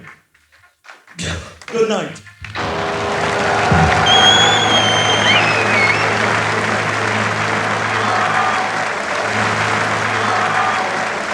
Rolling home. Now the night's over, it's time to be gone. Rolling home, rolling home. Time we were rolling home. We've been on the long road and the story's now told. Night after night, show after show, a one-night stand band, travelling the land. Now it's time we were rolling home. And we're rolling home, rolling home. Now the night's over, it's time to be gone. Rolling home, rolling home. Time we were rolling home.